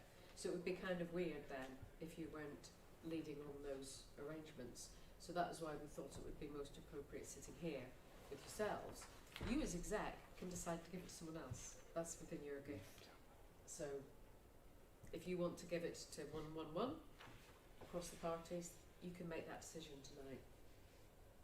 It's yours to give away, is what I'm saying. Chairman, I think this is an important principle that we have always had all party representation on these bodies, and you know the officers are bouncing us into something here, which is not it's not in accordance with the processes and that we have in Pendle. I think that's unfortunate. In terms of the community safety partnership, and it's called the steering group. I'm not quite sure what that is. We don't have a community safety partnership steering group, and I mean I currently chair it, and I certainly intend continuing to chair it. So I'm not, you know, Councillor Lord could join me as a second Liberal member, together with somebody from the Labour group and somebody from the Conservative group. Yeah. Well, yeah. So Pendle is trust one. It'll be actually 9 Ashraf plays, not Mohammed Hanif. On community safety partnership, I'll give you the name for the next day or two. And we'll ask the Conservatives if they want to put a name forward for these two committees or organisations. yeah, as far as the community safety partnership is concerned, Chairman, I think it would be entirely appropriate for the portfolio holder and myself as current chairman to be nominated. Another one? Another one. Yeah, so Zafar Ali for community safety.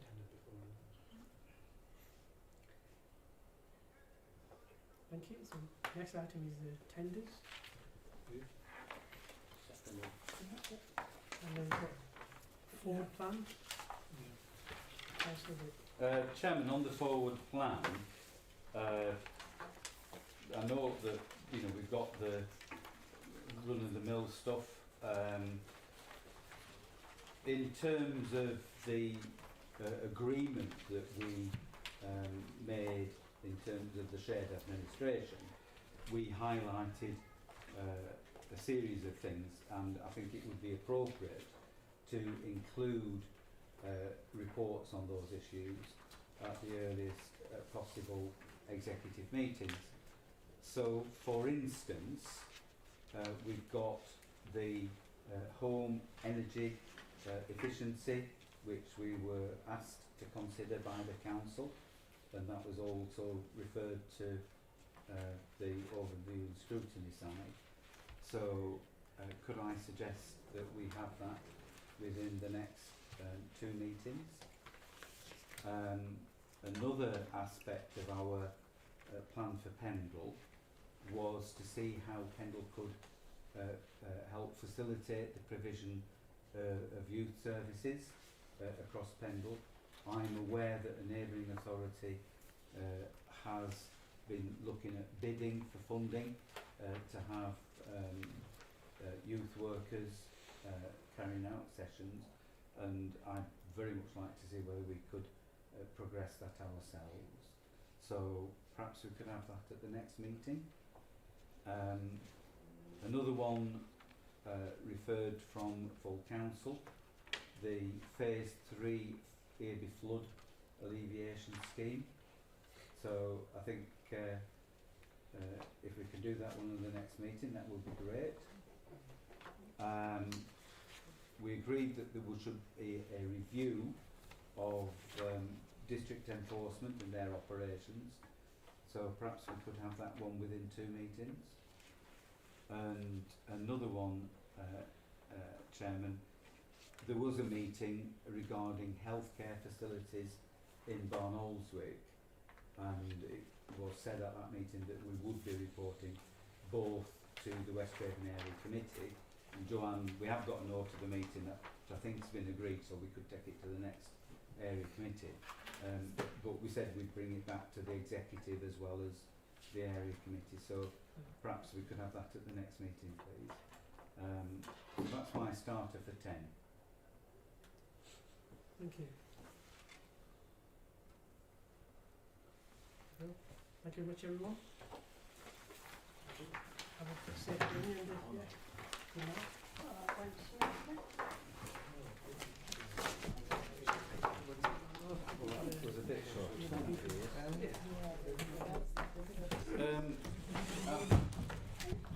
Have Howard and Mary abandoned